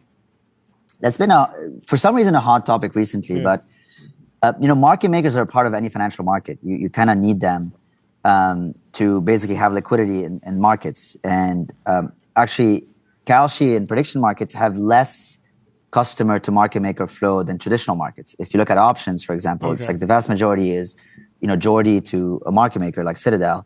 Whereas on Kalshi, actually, the vast majority is, you know, Jordy versus John. And then some of it goes to market makers.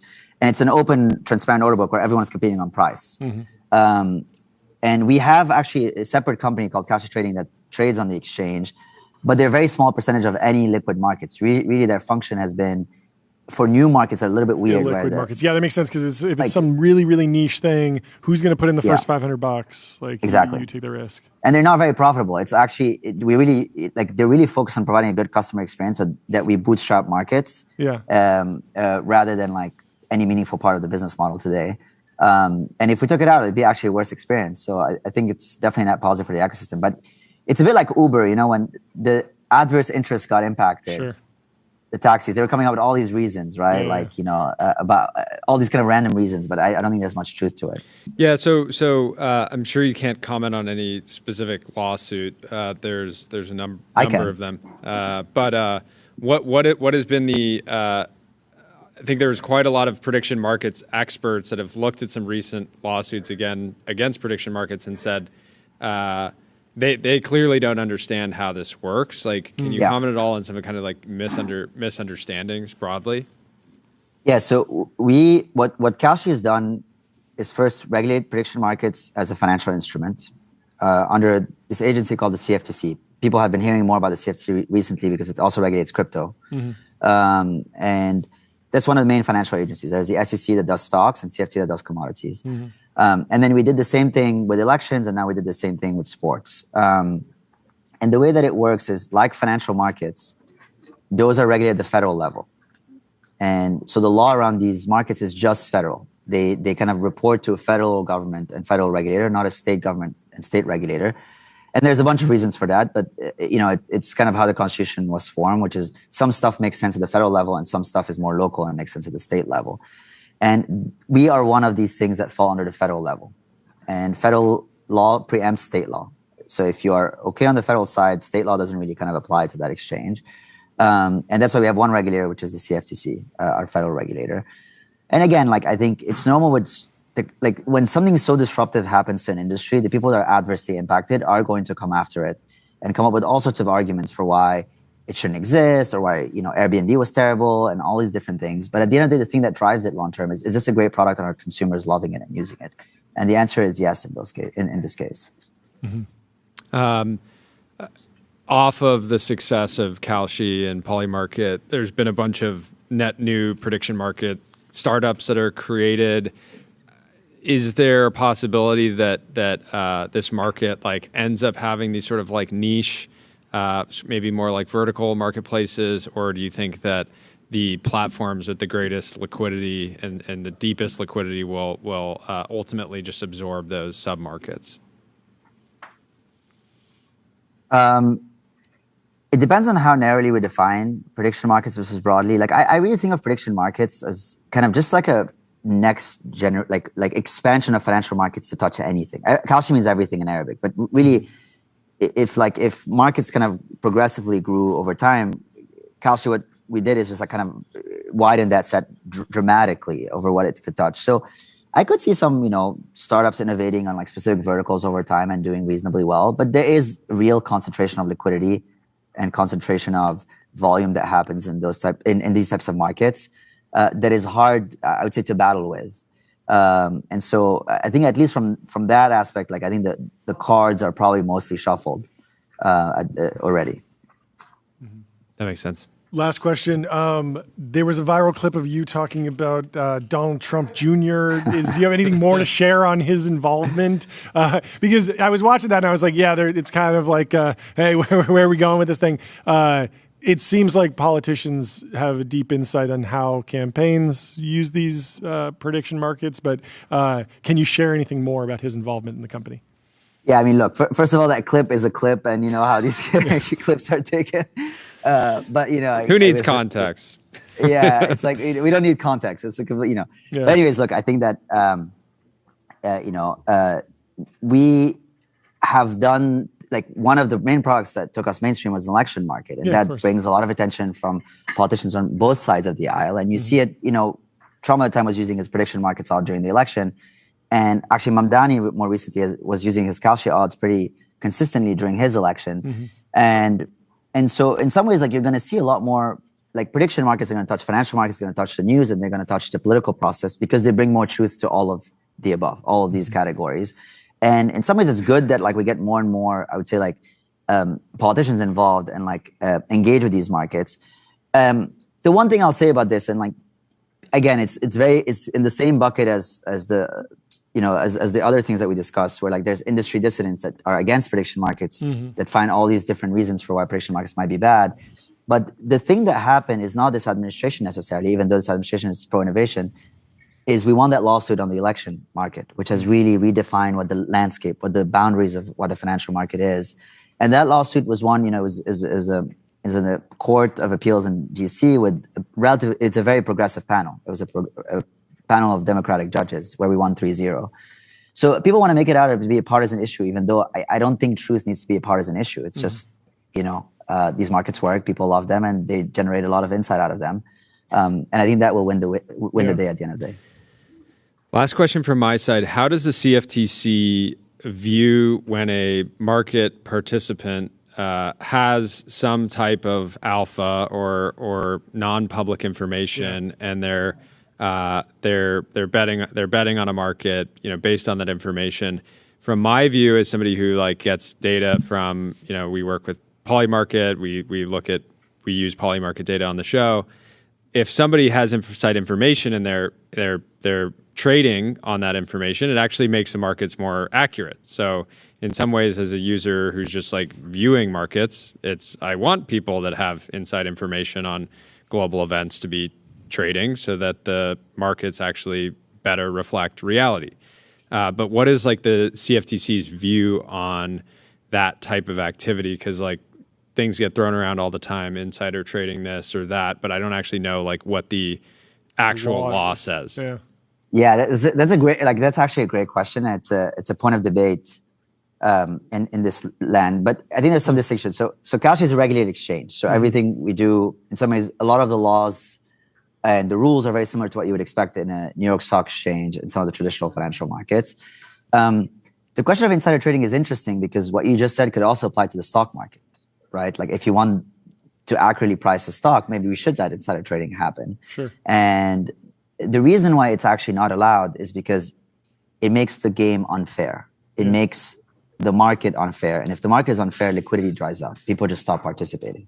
Yeah. Right. And that's why you have to have reasonable rules of the road where people can reasonably expect to be treated fairly in this marketplace, where there's no kind of asymmetric or structural advantage for one participant versus the other. And we take the similar approach here. So if you actually have insider information, which is information that like you're not supposed to reveal to the public, you're not supposed to trade on it, because trading on it is a way to reveal it to the public. Yeah. And so that makes kind of a more balanced, more fair marketplace. And I think we're very focused on that. But it's a very interesting question. It's one the industry is battling with, but we take a hard stance on insider trading. Yeah, because if somebody goes and they go and they vote in a local election and they see like, okay, I talked to somebody there and they said they were voting this way, and I talked to another person, they also said they were voting this way, and then somebody trades on that information, like, is it actually like, is that, you know, how do you define that type of activity, right? It's like anybody could go down to the polling, you know, anyone could go down to the polls and kind of like, or voting center and just see, like, ask the same question, right? So anyways. Well, I was going to say it's the same as the stock market, right? If you go and sit in front of Walmart and count everybody that's going in and out, and then, you know, during the day and forecast their sales from that, that's actually fair game. Now, if you call your cousin at Walmart and ask them for information they have internally that they're not supposed to reveal to the public, that's insider trading. And I think we have a very similar line here. Yeah. That makes sense. Very cool. Well, super helpful. And yeah, congrats to the whole team. It's a pretty massive milestone. Huge. And yeah, great getting the update. Thanks so much for taking the time to hop on. Thanks for having me. We will talk to you soon. Talk soon. Have a good one. AdQuick.com. Out-of-home advertising made easy and measurable. Plan, buy, and measure out-of-home with precision. Our next guest is Matt Mullenweg from Automattic. He is in the Restream waiting room. Let's bring him in. They are setup. Parent company of WordPress.com, Tumblr. I think are going to remain. Welcome to the show, Matt. How are you doing? I think we have you on a hot mic. We might have you on a hot mic. Hopefully not. Welcome to the show. About to come on the screen? Yes. All right. Well, a little drum roll. You're all about to experience TBPN for the first time. So Matt, our audience, we're streaming on them. They're streaming on us. How are you doing? Each other. Oh, we'll clap too. Fantastic. How are you doing? Good to meet you. Howdy. Thank you so much for. I know this is a little non-traditional, so we're kind of like 2 hours into like our big annual address, the State of the Word. It's kind of like our State of the Union speech. And but thank you so much for allowing us to connect. I'm kind of imagining. A lot of folks in the room have never heard or seen TVPN before, so this will bring a lot of new folks into your world, and I'm excited for some of your world to learn about WordPress. Yeah, give me the State of the Word, and then also I want your personal word of the year. We've been debating what the word of the year should be over here. Ooh. So State of the Word, and I'll say the State of the Word is strong. Okay. There we go. That's good. Let's hit the gong. We're hitting the gong for that one. A strong State of the Word.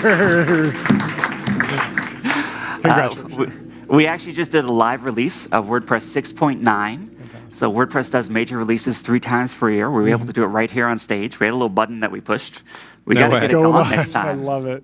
That was pretty fun. Don't worry, I didn't just ship it again. But you know, one of the things about WordPress is it's not just built by one company, but it's a community of WordPress 6.9 over 900 contributors from all over the world, different countries, different languages, different companies, all coming together. And so that was pretty exciting. My word of the year, and actually a thing we were just talking about, is I'm going to choose freedom. So powerful. As technology starts to influence more and more of our lives, you know, how we travel, who we date, the things we learn, the news we're exposed to, you know, the sort of freedoms that are embedded in an open source license. I like to refer to open source licenses sort of like a bill of rights for software. Gives you inalienable rights that no company or person can take away from you. And that freedom and agency, I think, is really, really important, and something that I think, you know, as technologists or builders, that we should try to embed into everything that we do.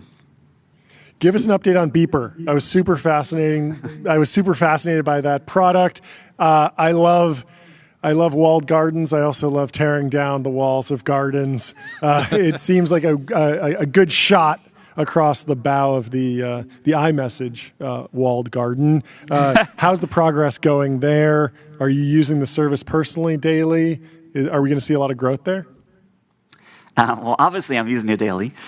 So I would think of it not as like replacing a walled garden, but more like allowing your gardens to come together. So I'm sure you, like me, I have friends on lots of different networks. And some of them always love to use WhatsApp, and some of them always love to use, you know, Instagram or LinkedIn DMs sometimes. I even get some interesting stuff there.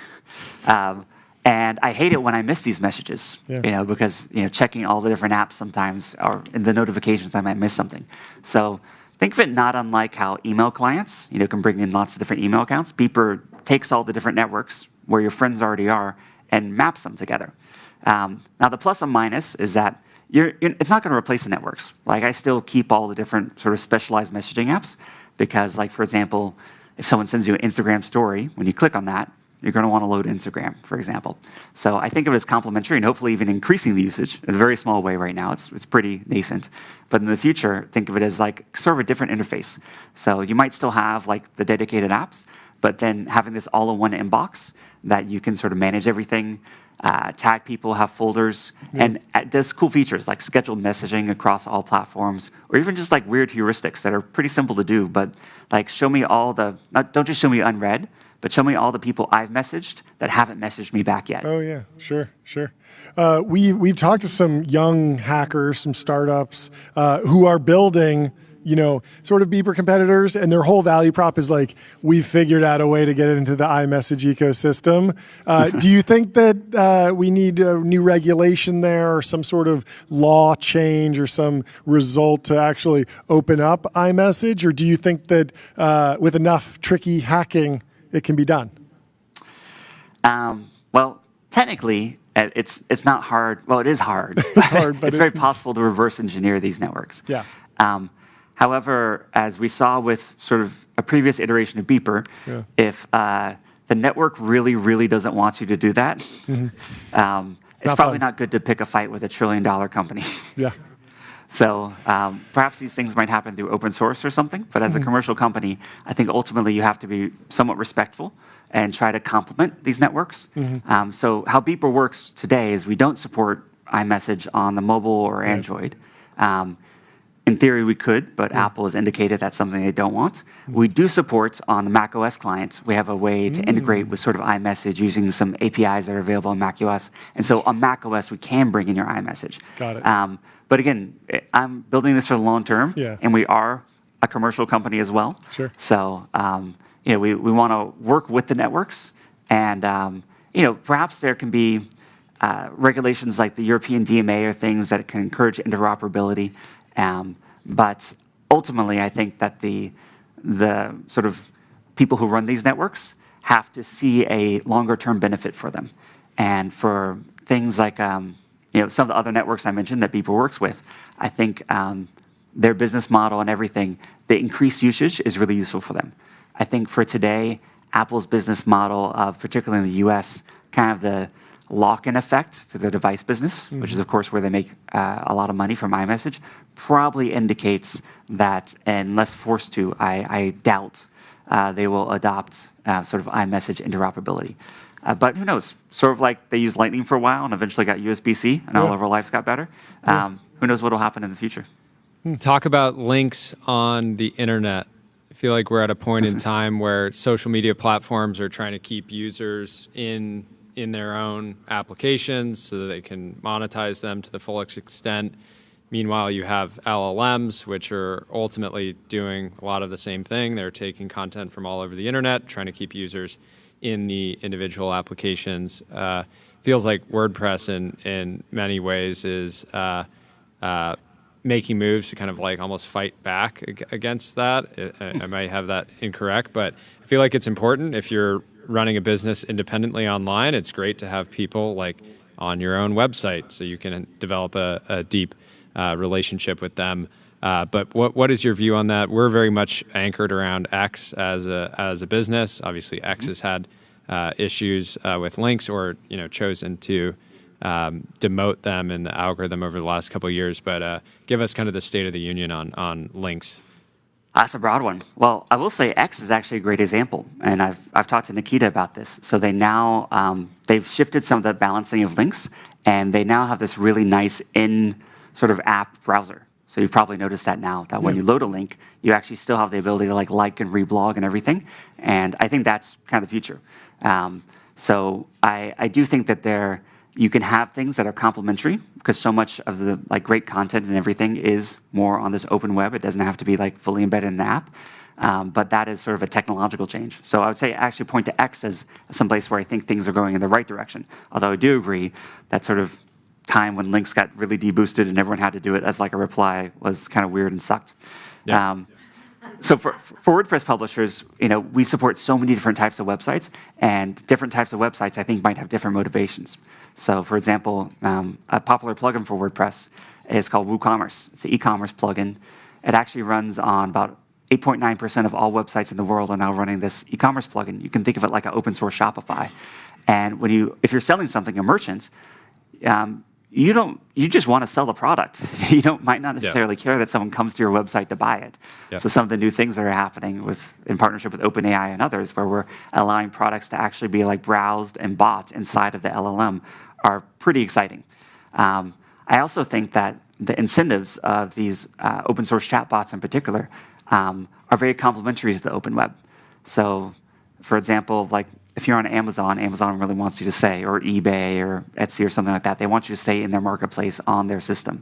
But when you think of how Google works and sort of the growth of Google in the open web, they have their search pages, but they also would link out. And that was a whole part of their business model and how they grew. We're seeing that with the chatbots as well. And in fact, something I talked about a little bit earlier is that the traffic from bots, both from them crawling, but also user-initiated actions, is exploding and has already surpassed sort of human traffic. And it'll be interesting to see where that goes in the future. So, there's never a better time, I think, to invest in having a domain, but also invest in publishing. And, just like you might have a direct relationship, like, for example, I suppose I could get like a chat GPT to summarize today's TBPN episode, but it's more exciting to watch it. I think that creators developing a direct relationship and brand is going to be part of the future as well. Very, very cool. Well, there's so many more things that I want to ask, but I know you're in the midst of your own presentation. So thank you for tuning in. Come back on soon, and thank you for having us. The view is spectacular as well. So it's a pleasure to meet. I'd love to come down and hang out when I'm in LA next. So that'd thank be you fantastic. so much. Thanks so much. We'll talk to you soon. Great chatting. Have a good Cheers, rest everyone. of your day. See ya. Bye. That was the first. Sleep.com. Exceptional sleep without exception. Fall asleep faster, sleep deeper, wake up energized. That's our sponsor. We have 94 last night, John. I think I smoked you again. I lost my phone. Lost your phone. Well, we have Jason Fried in the Research waiting room. Let's bring him in to the TV. There he is. Jason, how are you doing? Good to see you. Good, and you? Congratulations. Massive news today. Break it down for us. What's up? Was there big news today? I missed the news. What was the news? No, you're just calling out. You are the news. Trello, naming names. He's naming names. A lot of people don't do that. A lot of people say, "Oh, the competitors, the best-in-class solutions, the Gartner hype cycle." No, you called them out. You put them on the map. We had some fun. Yeah, so we launched a new product today called Fizzy, which is kind of a fresh take on Kanban, an old idea. Obviously, it's been around for a long time. Yeah. But we have a different spin on things, different take on things, and felt like it was time to do something new and kind of bring it back to the basics and also add some fun and color and vibrancy, which is missing in the software industry. I feel like the people might be colorful in a sense, but the products are very much the same. And so we wanted to do something different, and that was what we did today. Why new name? Why not a new tab in an existing product? Right. Well, Basecamp, which is our biggest product, has Kanban in it. We call it card table there. Yeah. But the thing is that Basecamp is very popular, but it's let's say there's 100,000 accounts, right? 100,000 companies use it. It's a small number in the end, and there's a lot of people who can use something like Fizzy that are not going to use Basecamp. Basecamp is a much bigger system. It's for bigger projects, and there's a lot of small things that people need to do and organize and track. And so building a small standalone thing just feels like it makes more sense, frankly, for this kind of thing. So do you have an idea of like who is the target market? Startups, individuals, like you use this to plan your Thanksgiving dinner?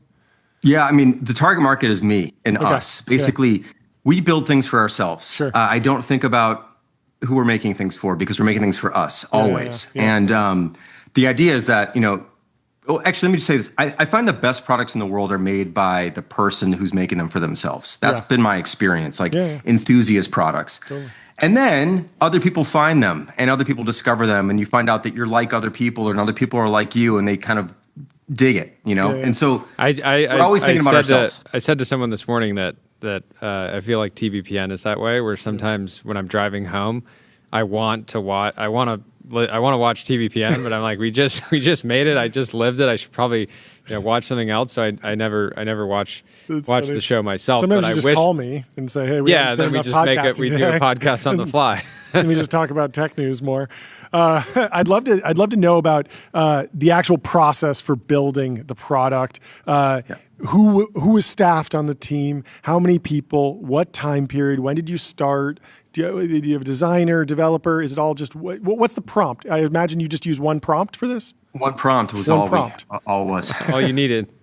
Yeah. So, what's interesting is we actually also open source this. So this is fully open source. It's a SaaS product and fully open source. So you can run it yourself for free, which means you can go into GitHub actually and look back at the very first commit about 18 months ago and see everything we did along the way, all the changes we made, all the dead ends, all the starts and stops, exactly who was involved on our team over time. And it's changed. So typically we have one or two designers on something. Then there's other people who chime in here and there, who jump in here and there. Different programmers jump in at different times, but it's fully documented, which is very rare. You'll almost never, ever see this in commercial software. Basically, almost never. Sometimes, but almost never. Especially going back to day one. What ends up happening is you can do this thing where you can basically, on launch day, you can clear the log, basically. And then from that point on, people can see what you're doing. But we opened it up from day one about 18 months ago. So it's actually all in there. The team size in total, probably about 6 people worked on it here and there over 18 months. But for the most part, it's usually 2 or 3 people working on something at a time. How do you think about pricing these? Yeah, days? I feel like as in 37 Signals fashion, pricing will be opinionated. So I'm excited to hear how you guys approach this one. We don't really, we have a price, but I don't know if it's the right price. Never do. It's $20 a month, unlimited users, unlimited usage. One price, no chart, no table, no contact us. Just a price tag. Like if you went in and bought a pair of jeans or peanut butter, it'd be like, how much is it? Talk to the sales rep. They're going to look you up and down. They're going to say, well, how much should this person pay? Right. What watch are you wearing? All the things, right? So it's $20, but we give you 1,000 cards for free. So there's no time limit on the trial. You get 1,000 cards for free. And if you never use a card is like a to-do item or something. Sure. If you never use them up, it's free forever. Okay. And you can also run it for free if you want to run it yourself. Because it's open source. Yeah. Yeah. So we're basically just serving as a host. If you want to just turn it on, sign up and be going, we'll host it for $20. Yeah. Currently, look, this is an introductory price. We could change the price 6 months from now. If we do, we'll let people lock in where they were. We're not going to change prices on them, but we might raise it. I don't even know what we'll do, but we wanted to pick a number that was fair. The other thing I want to do is I wanted to price this more like an accessory. This is not the only tool. The software industry is interesting because it thinks that whatever it makes, it's the only thing anyone ever needs, right? The thing is people need a lot of different things. And so Fizzy's not going to be the only thing you have. It might be one of the many things you might use. And so we kind of price it that way. It's like an accessory, $20 a month, kind of a no-brainer, unlimited users, cancel anytime, no upfront anything. And it just feels like that's the right place to start. We'll see it where we end up, but that feels good for now. If I pay you to host it, where is it hosted? China. No, so it's hosted. We have a few different data centers. So it's not it's in our what I'm getting at is like it would be easy to just throw this on AWS, but you're the one company that doesn't just do that, right? That's right.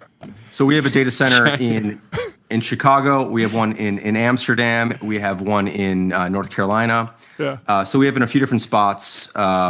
And it's all on our hardware and other people's data centers. We rent space in data centers. Yeah. That said, again, you can also, if you just don't trust us, don't want us to do it, you can put on your own stuff, including like a simple droplet, like a DigitalOcean something, whatever you can find that will host something basic will work for this as well. I mean, you actually can host it in Alibaba Cloud if you want. It's open source. That's the whole point of open source. I could put it on. I hope someone does. There's an AI company that recently had a code red. Have you ever had a code red ever once? Not like that. Not like a competitive pressure code red. Let's make sure we kind of focus on this competitor, but we've screwed up and have all hands on deck to fix something. I mean, there was a moment, I think. Did you ever learn did you ever get overly fixated on a competitor and sort of learn that? Because there's that's like YC, just law, right? Don't overly focus on competitors. Like you're probably not going to die as a company because of your competitor. You die because of, I think they say, like indigestion or something like that. Right. Most wounds are self-inflicted. Yeah, exactly. But sometimes you have to actually have a lesson be fully ingrained. You have to learn it the hard way. I'm curious if that was ever the case. I think there was one time way back when we used to have a product. We still have a new product now called Campfire, but way back in 2006, we launched Campfire, which is a real-time group chat. Yeah. And back then, we could not shove this down people's throats. Like nobody understood group chat for a business. It just was very, very hard to sell and to move, and was a very small product for us. And then Slack came out, and I saw it, and I remember, oh shit, like they nailed it. Like we just. Yeah, and it was crazy because them nailing it was IRC. Like I used IRC back in the day, and the hashtag channels, like everything, like all the primitives had been like battle tested in IRC. The other thing is Slack doesn't feel like that outside of the world in term for even from a. I'm sure you have opinions on Slack's like design, but it doesn't even feel that. Like you guys probably could see that and be like, oh, that's like the design was opinionated and fun. It felt fun. Yeah. Slack felt fun. I mean, IRC of course is very geeky and whatever, but the fundamentals were there. But Slack had a wonderful onboarding experience. It felt fun. They had great integrations. They just kind of like totally leapfrogged us in that world, and that was like fine. But it was the first time I felt that sort of nervousness in my stomach. Now I didn't feel it against our business, because Basecamp is a very different kind of product and it was fine. But it was Campfire specifically because I was frustrated. I was trying to figure out how to make it better. And then I saw them come out like, oh shit, like, that's how you do it. So that was one time, but I just don't think there's any reason to focus on competitors. I just don't think you can't control them. You don't know what they're going to do. You don't know if they're going to be around in 3 months or 3 years. You don't have the same economics as they do. Yeah. So it doesn't really make sense. Like, for example, I'll take Hey, our email service, hey.com. We have 40 some odd thousand paying customers for Hey, right? Which is, if you were Gmail, it'd be an absolute abject failure to only have 40,000 paying customers. It would have been shut down years ago. In seconds, right? But for us, it's a multi-million-dollar business because we have 60 people here. So for us, it's a great business. So like, I can't go, well, Gmail is killing us. They're not killing us. They're doing their thing. We're doing our thing. So I think you've got to, in my opinion, the only person you actually compete with are your own economics. Like, that's not a person, but the only thing you compete with are your own economics. Yeah. If you can make it work, if you can make it viable, you're fine. Your revenue more than your costs. Your costs. You compete with your costs. You're competing with your costs, yeah. Every business needs an AI note taker. What are your opinions on AI note takers? If they join the call, are you admitting them or are you letting them stay? I'm pretty harsh. I always let them sit out in the cold. I never let them in. We don't have meetings. We don't. So I couldn't even invite one in if I wanted to. We don't do that. But I will say I have been in a few calls recently that other people have set up, and there's been like an AI transcript, and it has been quite handy. Yeah. It's really pretty impressive when it works really well. Strangely, Apple can't seem to get voicemail transcriptions to work at all. Have you? I mean, Apple is just struggling with all the basics on transcription. Even just talking to your phone and like Whisper works. Yeah. It works in the ChatGPT app. It works everywhere else. Apple just has not implemented it properly, and it's not crazy AI God. Like it's literally just take the words that I'm saying and write them down verbatim, and that's a huge benefit because if you're in a business call, sometimes I just want to search the actual transcript. I don't even need you to summarize it or put action items or go do things for me. Not agentic, none of that. Just actually write down exactly what I said, so that when I say, we had, when I say AWS or whatever, I can go search for when that happened in the transcript. And a lot of companies just haven't even been able to implement that. It's been weird. I agree. I think frankly, that is one of the best use cases of, I don't even know, it's not even AI though. It's just, it's transcription software is very, very handy. And I think like, this is the thing, like it's transcription software has been around for a long time. It's gotten better and better and better, but it's not like AI really. I mean, but it is very in other useful. ways, it has been AI for 20 years. It's been the original AI in many ways. It's like been throw a bunch of data at it and try and estimate what things are. Even like OCR, these similar things, they're just they're not AGI. They're AI Right. in the sense they're narrow. It's Right. the recommendation algorithm on YouTube or TikTok or in Netflix, or this specific. You upload you take a picture of a receipt.